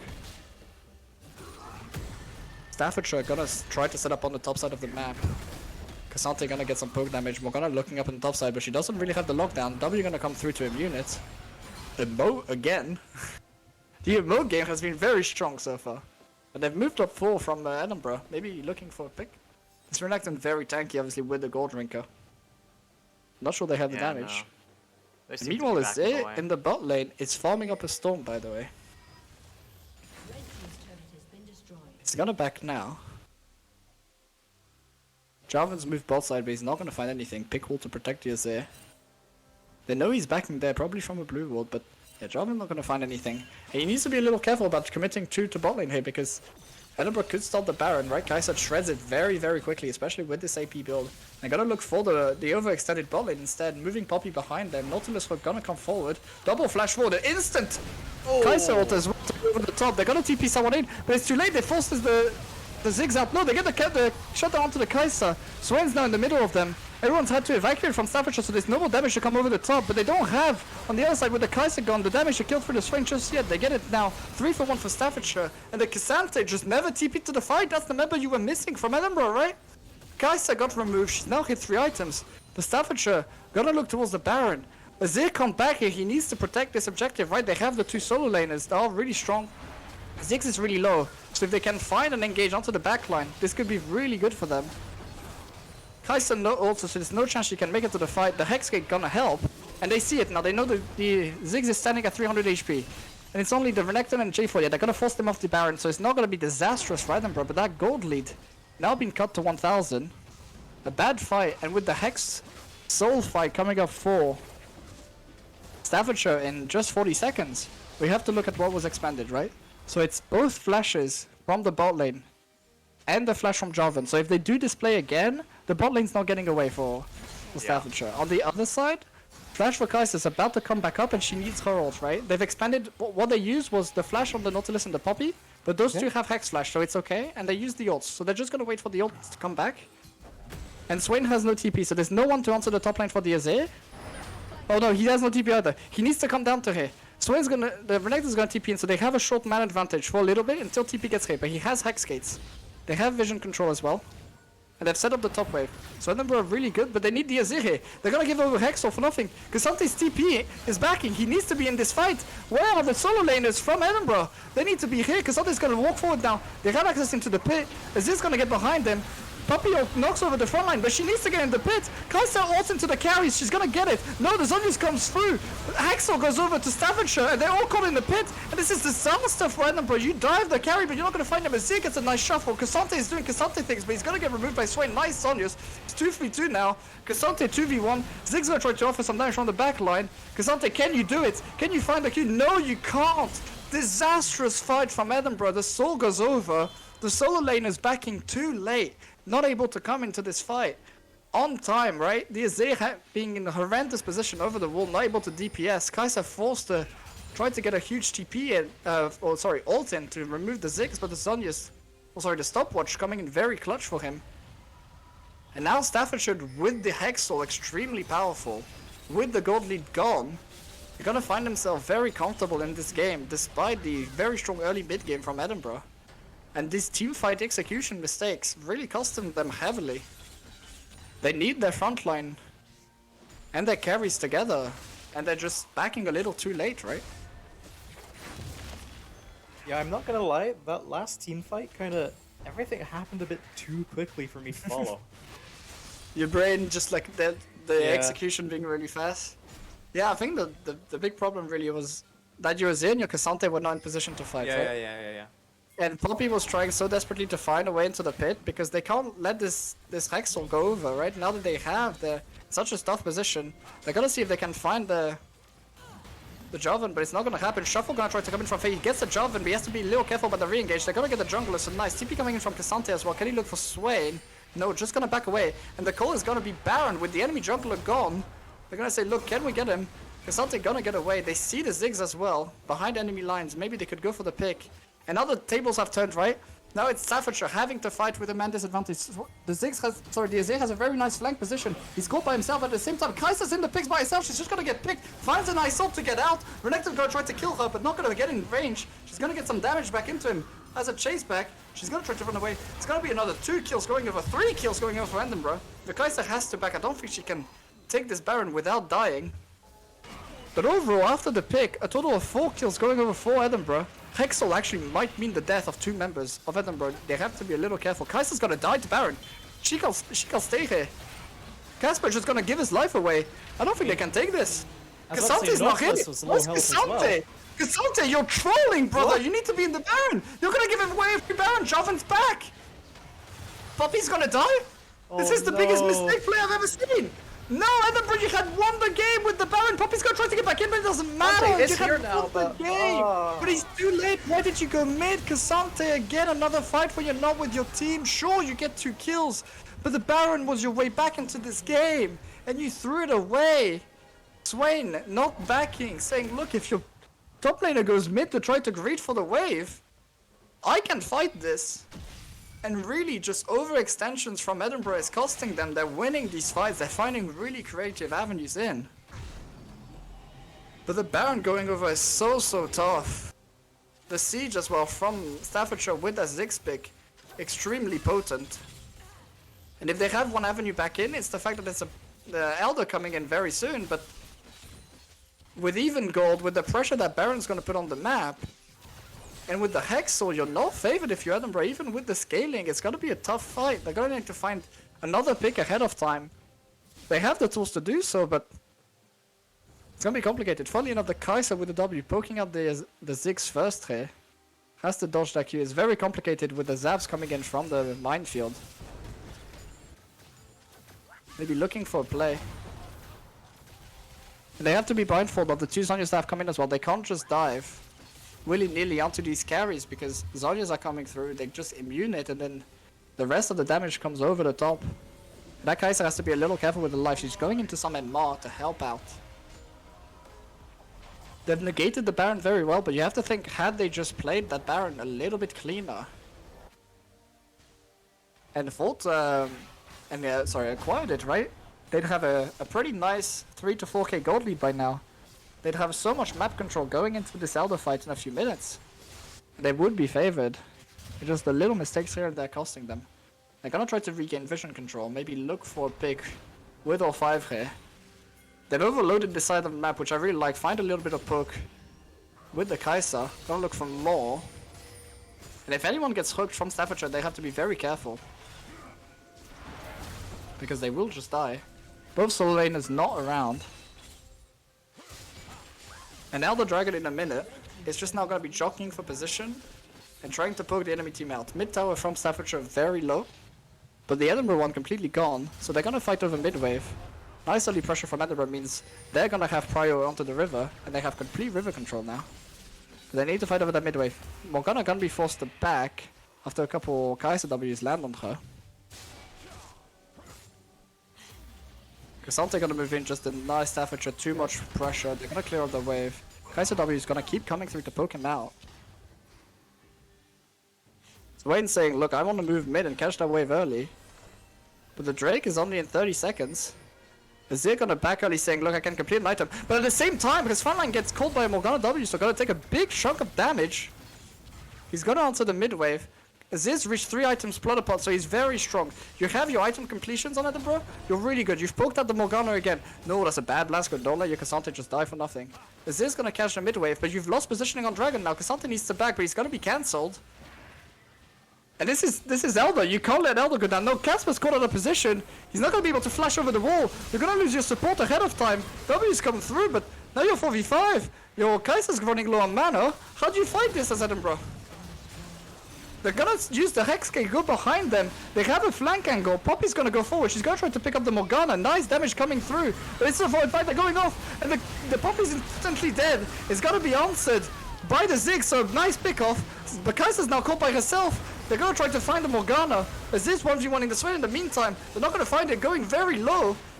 Gonna find the kill, but it's now a 3v1 for the Azir. He's so low. Flash forward by Morgana. It does not gonna matter because he burns. And Elder's gonna go over. Huge mistake by the Edinburgh support to give over that pick early on, but you have to think the mistake came earlier when they lost control of that mid wave. They got outmaneuvered and poked out a little bit. It's gonna be Elder going over. Baron is up in a minute. they're not gonna be able to fight for the next little while because this Elder buff is just so extremely strong. Do you think they're gonna wait? Yeah, it looks like they're gonna wait the Elder buff out a little bit. Try to give it to the Ziggs. Very smart play if you can see Ziggs. 3 seconds, 2 seconds, 1 second. They know there's no Poppy to steal it. Now gonna take it. It's gonna mean 4 Elder buffs. And Edinburgh is now in dire straits. This Kai'Sa build on the AP is finding a lot of poke, but she's also not getting the safety she needs in fights to operate, right? They're gonna, and now with the Elder, the poke is just so lethal. She has now a stopwatch, and is nearing 4 items. But the front line is so problematic for Staffordshire. You can see Hexel with Elder is just lethal, because Hexel keeps proccing on everyone and it applies the burn and does so much damage out of nowhere.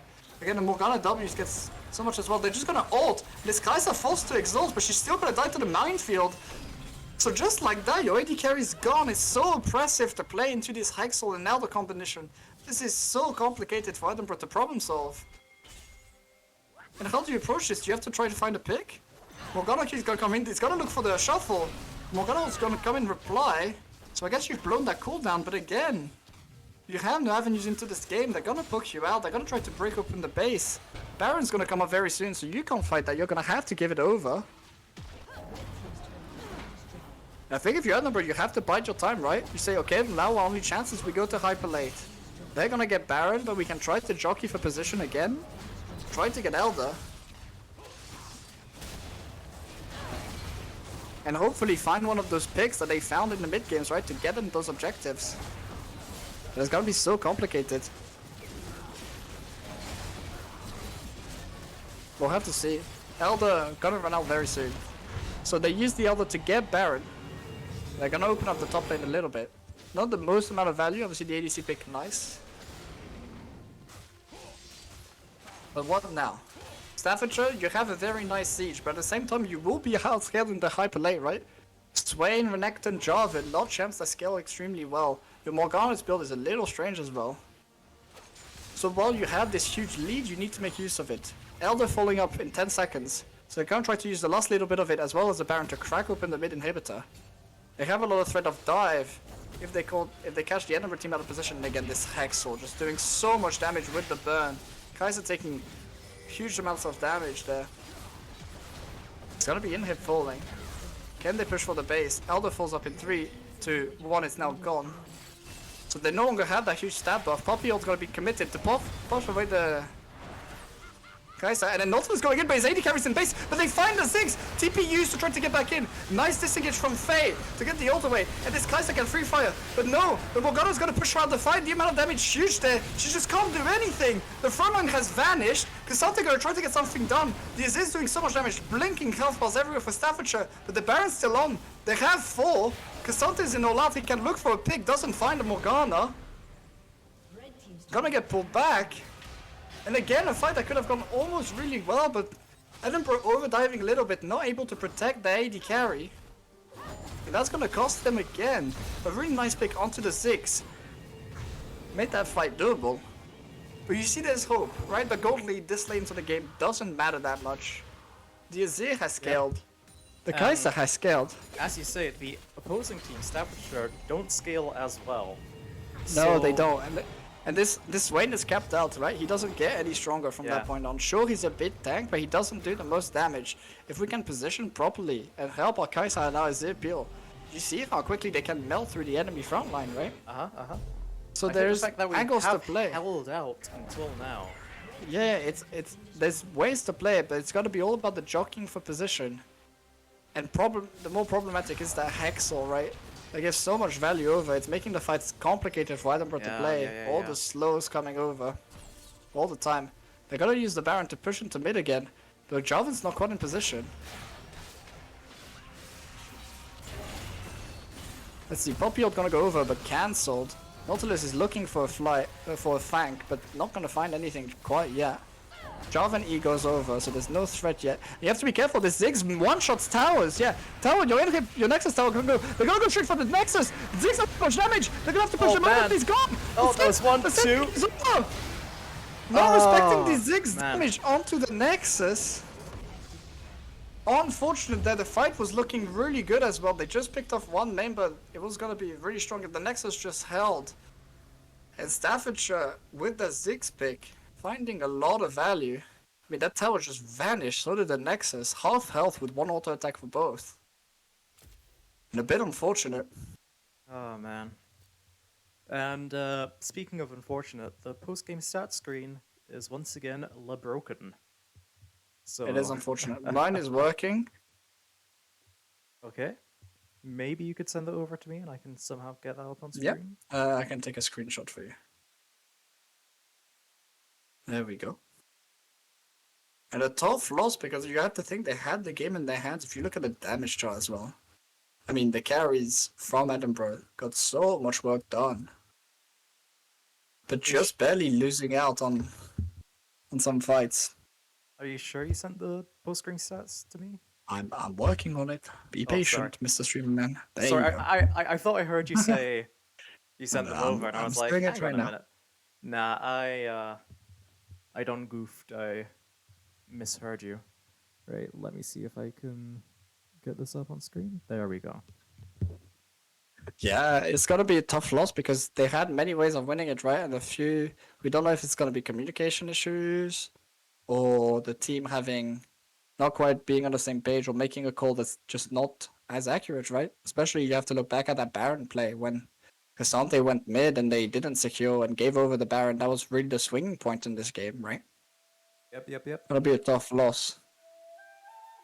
Guys, I don't think we put any of the members of A-Team through interview unless A-Team members, if you're in the chat and one of you is feeling up to the task, let me know. But it feels a little cruel. Yeah. So I'm not This gonna isn't make a game I would want to be interviewed after playing. No, it's really heart-wrenching, right? They put in such a good fight. They had really good moments as well. Just barely losing out. I mean, props to Staffordshire, right? Coming in with a very clear strategy. The J4 sneaking away 2 dragons. And a little lucky to have had the Hexal, right? In that combination. Sometimes, you know, luck plays a part. Coming up heads in 2 of these smites, right? Just barely getting the Baron. That does it. So, you can't be lucky every time. I'm sure the players will bounce back. But yeah, we'll call it a day. Maybe if B team did it all right, we could have a talk with one of them. Obviously, we saw a very convincing win from them in the second game. I'm gonna message one of them, see if we can have a chat.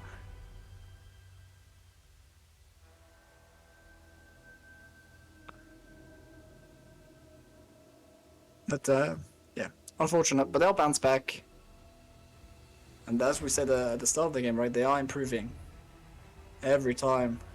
That game extremely close, right? You have to think against a team that had a convincing win against them last week. To take a game like that you probably should have won and just barely lose, it shows that you're really closing the gap to these top teams and knocking on the door. And with at least 4 or 5 more weeks left in this tournament, there is light at the end of the tunnel if they can get the improvements that they need. I am waiting on B team to see. You know what, I'm just gonna hop in call with them. Okay. See if anyone wants to pop over just to make it a little quicker. I'll be back in a second. I shall await your return.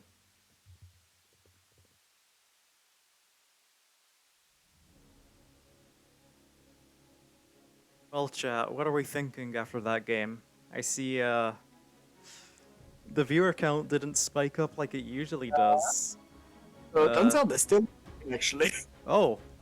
Okay. Which a bit of a misplay, so there must be a very long game. Yeah.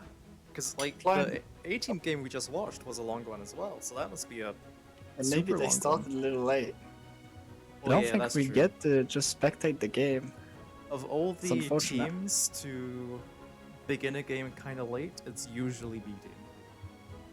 Yeah. So I think we're just gonna call it there for the stream. I mean, yeah, I don't think there's much else to be done. I could interview you.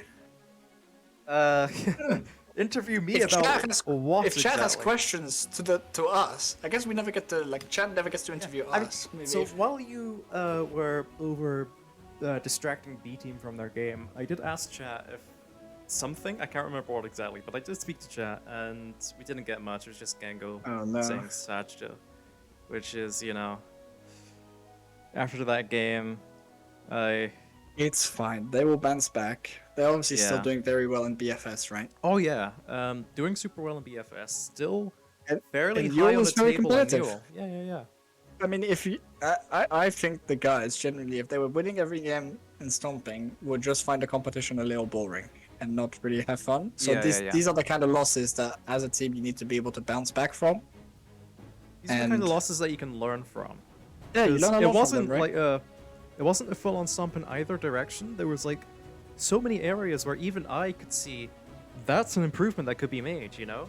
Yeah, Um, and at the same time, positioning we and saw all that that. proactivity, right? They got Yeah, so yeah, many yeah. very interesting plays done. Sure, they got a lot jockeyed in a couple positions, but they were the one trying to force fights on their terms, trying to make things happen. And if that's your style of playing, right? And you're just Yeah. making mistakes, it's very, I don't want to say easy, but it's very clear what you can work on, and it gives you sort of that drive, right? You know that like if that play works out, you're gonna win that game. And you want to be playing proactive because you take control, right? Yep. Whereas if they had lost and not done anything, it's really hard to review, right? Because there's so many mistakes. So it gives them a clear avenue forward. They're gonna have that drive, obviously, if they play that team again later on. They know how they play, right? Every time they're getting closer. I think just removing that zigs is just really would have been the key.